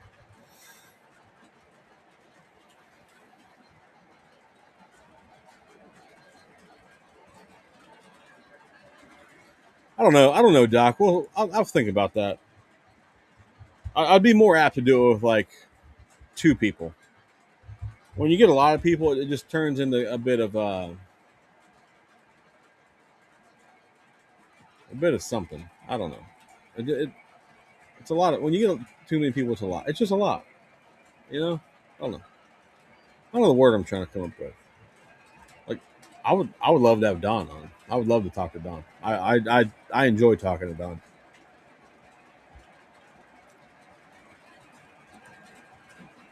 Interview options for the club, roundtable discussion, Zoom conference call, Thunderdome.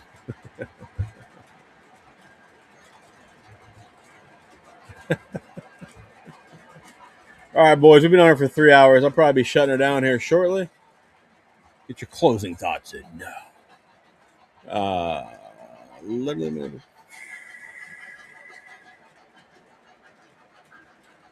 Don and John, the Don and John show. That could be its own show. Yeah, Don is great. Don is Don's a great dude. Dude's been like very open and accepting of me. Like ever since I've been coming around there, really cool. All right, Ohio Angler. See you next Sunday, man. We got some good ones lined up. Pretty excited. Make sure you come back. It's gonna be good.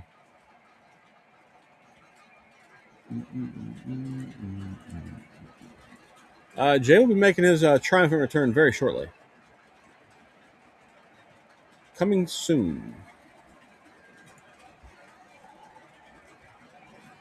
All right, Radar. Thanks for being here, bud. I really do appreciate you.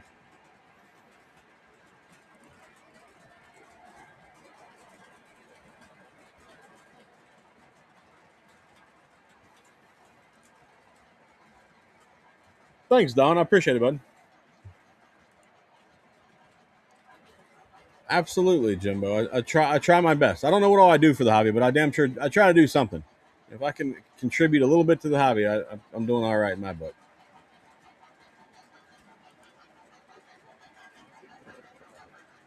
Yeah, Bob's a great dude. I like him a lot.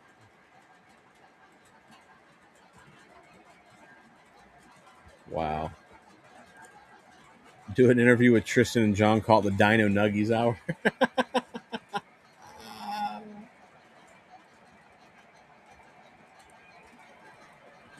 Maybe if I can make some connections, we might make that happen. Apex, you never know.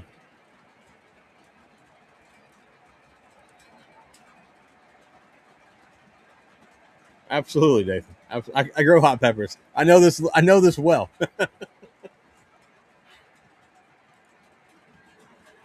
All right, boys. We've been on 3 hours, a little over 3 hours now. We're gonna shut it down. Appreciate all you guys that tuned in tonight to watch the Mike Reagan spectacular. It was thanks to Mike Reagan. It was an honor having Mike on here tonight. Mike's one of my favorite people in this hobby. Every time I get to talk to him, it's always great. I get some good information from him. So, Mike, if you're still watching this, I do appreciate the shit out of you. And to all you guys that hang out and chat with me every Sunday night, you guys are the best. So come back next week. We'll have some great guests. I'll announce it later this week once I make sure that we're still good, and it's going to be a good one. So you guys all go have a great week. Try not to buy too many damn trains. York is coming. York is coming. Don't buy too many trains. And look out for another podcast coming this week as well as another video. I'm going to try to do a video 2 weeks in a row.